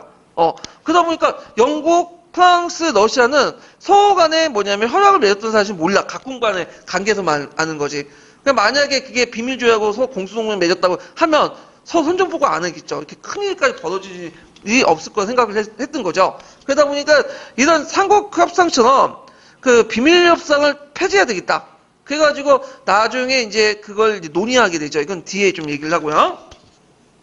자, 그래서 이때 이제 영국의 외교정책 변화, 보면 왜 외교정책 변화됐나? 이게 이제 기출문에 나왔던 건데, 일단 그 영국은 예전부터 명예로운 고립, 영광스러운 고립을 내세웠죠. 그건 왜냐면 영국은 정통적으로 자기가 대륙국가라 생각 안 해요. 유럽국가라고 독립된 국가라 생각하지. 그래가지고 그 주로 세력이 약한 편에 좀 들어가지고 이제 세력 균형의 원칙을 이제 지속이 됐고, 그 다음에 기존의 대독일 친선 관계를 유지했는데, 왜냐면 영국의 왕씨가 어디에 나왔죠? 하노버 왕조죠? 하노버 왕조잖아요. 그 다음에 독일의 왕조였고, 그 다음 외교혁명 때 웨스트민스터 협약을 이제 맺었잖아요. 포유센하고. 그것도 뭐냐면 포유센이 하노버 왕조 좀 보호해달라는 거예요. 그래서 이제 세력관계가 바뀌게 되는데, 그래서 정통적인 외교 독일하고 친했던 거고, 그리고 또 독일하고 또 결혼동맹이야. 그 비에든 2세하고 그 당시 영국 왕하고는 어떤 관계였냐면 이중사촌 관계였어요. 다 서로 연결돼 있어요. 예. 그런데 점점 이제 뭐냐면 안 되겠다. 그래서 동맹관계를 형성하고 그 대독일 친선 정책에서 대독일 전제 정책으로 바뀌게 돼요. 그게 이제 바뀌게 된 게 뭐냐면 두 가지 이유인데, 예전에는 영국이 경제가 발달됐죠. 근데 이제 열강들, 특히 미국이나 독일이 이제 경제 군사적 우위를 이제 뭐냐면 보이면서 영국의 절대적 우위가 허용되지 않게 되고요. 그다음 비에는 제국주의 정책, 2세 제국주의 정책도 있는데, 이 사람은 군비 확장 정책을 하면서 해군법을 제정했어. 해군법이라는 건 뭐냐면 이제 앞으로 몇 년 사이에 그 독일 함대를 많이 만들겠다. 법으로 규정한 거야. 그러다 보니까 이제 누구의 도전을 하게 된 거야? 영국 해군을 도전한 거예요. 그래서 영국이 이제 해상권을 장악하고 있는데, 세계 해상권. 영국이 좀 당황한 거지. 왜냐면 만약에 독일이 해상권을 장악하면 영국은 이제 인도로 가는 항로가 어떻게 된 거야? 막히게 되는 거죠. 인도를 잃으면 나머지 식민지 국가는 어떻게 다 자연스럽게 상실되는 거야. 자, 그러니까 이제 이런 것들이 삼시정책과 충돌하게 되고, 그것이 이제 어떤 그 사건을 통해서 표출됐냐면 크로보 전보 사건에 표출돼요. 이 크로보 전보 사건이 이제 뭐냐면, 그 당시 이제 보호전쟁 당시인데 세실 루드가 이제 트란스바 공화국을 공격을 해요. 그때 보호공화국의 대통령이었던 그 크로거라는 사람이 있었는데, 이 사람이 이걸 격퇴를 하거든요. 근데 이걸 격퇴한 사실을 비에르 미세가 축하 전문을 보내요. 공개적으로. 그래서 영국의 어떤 국민 감정을 들끓게 한 사건이야. 예. 그래서 이제 이런 이제 사건들이 있었고요. 자, 그래서 이제 이 두 가지 외교 정책이 왜 변화됐는가? 그래서 종조의 명예를 보니까 대독일 친선 관계가 왜 동맹체제 형성과 대독 견제로 이렇게 나타났던가 이 두 가지 원인 꼭 외워두시고요. 자, 그러면 이제 차례대로 먼저 삼국 협상 중에 프랑스와 러시아 간의 협상을 볼게요. 자, 프랑스와 러시아 간의 협상은 이제 보면 배경을 보면 그 러시아가 이제 재보장 조약 만기에서 비해는 미세 거부했죠. 그리고 독일 세력이 확대되니까 러시아가 이제 프랑스의 또 자본을 또 필요성 있게 그 당시 러시아는 산업화하는 과정이었는데 산업화 과정에서 이제 어떤 자본이 많이 투입됐냐면 프랑스의 자본이 많이 개입돼 있어요. 프랑스는 이제 고립화돼 보니까 외교적 러시아가 좀 접근하기 위해서 러시아에 많은 자본들 투자를 했던데요. 자, 그래서 이제 영프 협상을 맺게 되는데 그래서 이제 그 내용을 보면 독일 견제 목적, 프랑스는 모로코를 먹고 영국의 이집트 상호 인정하고 그다음 국내 문제에 서로 공동 보조를 하자 이런 내용들로 구성됐다. 좀 기억을 해두시면 되고요. 그다음 영국과 프랑스의 협상 보죠. 요거 별표 하나 쳐놓으세요. 이거 예전에 시험 문제 나왔던 거죠. 영국과 프랑스가 왜 협상을 했을까? 자, 영국은 누구 세력을 견제하기 위한 거죠? 예, 독일의 세력을 견제하기 위해서 영국은 이제 프랑스와 협상을 하게 되고, 그 다음에 프랑스는 이제, 그 당시 독일 세력 견제와 그 다음 외교적 고집을, 탈피하기 위해서 이제 했는데, 그 과정을 보면, 자, 프랑스 외무장관이었던 데케살이라는 사람이 외교 활동, 그러니까 그 당시 영국의 에드워드 7세가 이제 즉위했는데 거기에 가서 이제 활동을 해갖고 이제 승인을 즉위식에 참여하고 양국 간 우호적 분위기가 조성되고 독일 세력 확장 경계를 위해서 이제 맺게 된 거죠.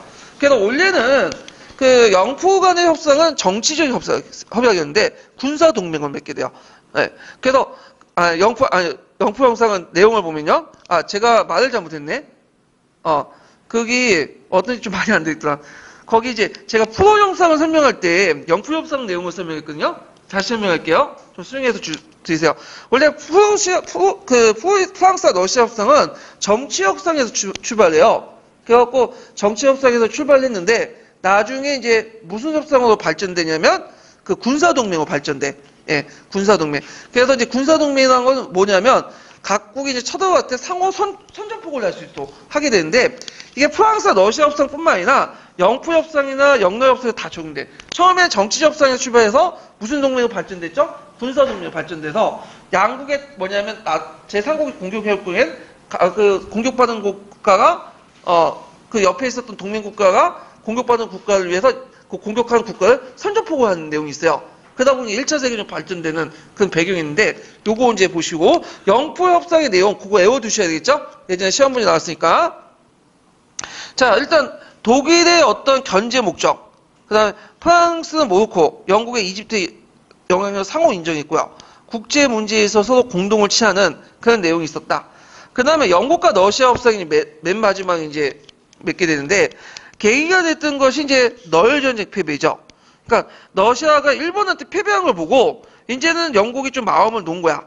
이제 러시아 정도는 우리가 상대할 수 있겠다. 근데 새로운 적이 등장했죠. 독일이죠. 그래서 예전에 숙적이었던 러시아에 대해서 이제 영국이 접근하게 돼요. 그래서 이제 그때 영국과 이제 러시아가 이제 그 대립됐던 그 지역이 어떤 지역이냐면 페르시아 지역이야. 그래서 페르시아 아프가니스탄 지역인데, 자, 그래서 페르시아 북부는 페르시아 북부는 러시아가 세력권 인정하고 남부는 영국의 세력권 인정하게 돼요. 물론 나중에 시간이 되면 영국이 다 먹지만 이렇게 나눴고 아프가니스탄은 누구의 세력권 인정하죠? 영국의 세력권 인정해요. 이 아프가니스탄은 되게 이제 중요한 지역인데 왜 중요한 지역이냐면 이 아프가니스탄은 지금은 독립국가지만 예전에는 범인도권이었거든요. 그리고 인도 북쪽에 있기 때문에 그 러시아가 고기를 먹어버리면 영국이 그 인도의 어떤 위치가 불안전한 거야, 장악이. 그래서 이게 이제 인도의 외곽 방어선으로 필요했던 곳이에요. 아프가니스탄이나 나중에 버마나 말레이 연방도 그 비슷한 것인데 하여튼 그 당시 대신에 러시아는 흑해로부터 발칸방을 넘어가려고 하는 게 있는데 영국이 인정해. 왜냐면 러시아 입장을 때는 그 부동항을 얻는 게 중요하죠. 그래서 흑해로부터 발칸방을 이렇게 진출해가지고 넘어가려고 해서 그건 통로를 확보하려고 했는데 이게 영국이 이제 양해도 이제 성립이 됐다.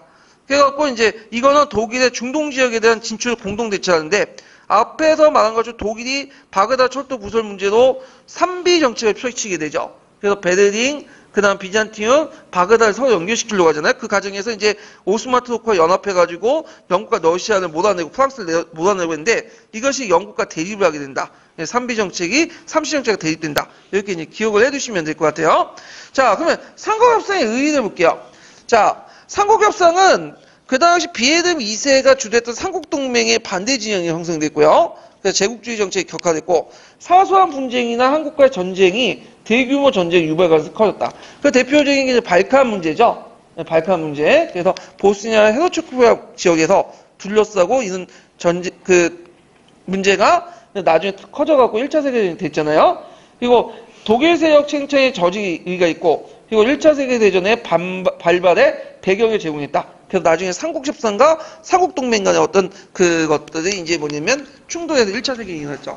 그 과정에서 뭐 이제 국제적 협조 노력도 있었어요. 그래서 우리가 이제 알고 있는 이제 만국평화협의 이런 것들 개최했죠. 만국평화회의는 헤이그에서 개최했는데 그때 누가 파견됐죠? 이준, 이상설, 뭐 인산이 파견됐죠? 요 분위기가 험악할 때 이런 네덜란드 헤이그에서 만국평화회의 같은 것들 개최됐다. 이런 것들 이제 같이 기억을 해두시면 될 것 같아요. 자, 그러면 요와 관련된 내용들을 이제 한번 볼게요. 몇 페이지를 펴보시냐면요.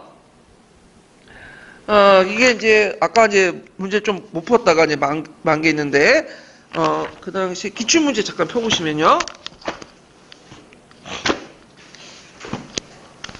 자, 기출문제 그 243페이지 5번 문제 볼까요? 5번 문제.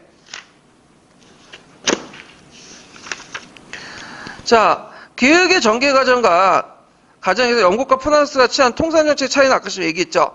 나의 외교 협상상 의의들 두 가지 쓰시오. 이렇게 했거든요. 자, 나는 이제 뭐와 관련된 내용이냐면 아까 지금 언급했던 영국과 프랑스 간 협상 내용이야. 예. 그래서 프랑스가 비스마르크 쳐놓은 프랑스 고집화 정책을 탈피하고 그 다음에 또 그 당시 이제 그런 것들 탈피하고 영국도 이제 독일에 이제 공동 대응하기 위해서 이게 맺어진 것들인데 자. 그래서 이제 그 당시 영국과 프랑스가 그때 이제 맺고 이 협상상 의의를 쓰라는 거죠. 그래서 이제 독일의 팽창 정책에 대해 영국과 프랑스의 공동 보조 체제가 형성이 됐고요. 그래서 프랑스의 외교 정책을 탈피했고 외교 고집을 탈피했고 상호 간의 종전에 소유하고 있던 식민지를 인정했는데 대표적인 게 뭐죠?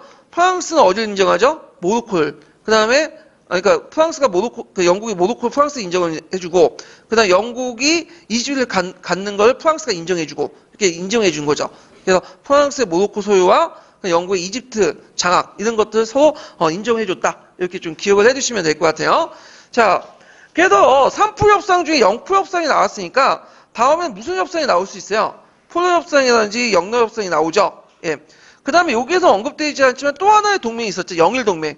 영일동맹은 제1차 영일동맹과 제2차 영일동맹인데 누구를 막기 위해서 맞은 거죠? 이거는 러시아를 남아 정치를 막기 위해서 영국이 일본을 이제 선택을 했죠. 그래서 제1차 영일동맹이 1902년에 맺어졌고요. 이런 것들을 좀 기억을 해두시면 러시아 남아 정책을 이제 대처하기 위해서 맺어진 거다. 자, 그래서 이제 이렇게 한번 문제 풀어봤고 그러면 총괄평가 한번 풀어볼게요. 자, 243페이지 펴보세요. 총괄평가. 자, 243페이지 31번 문제 볼까요?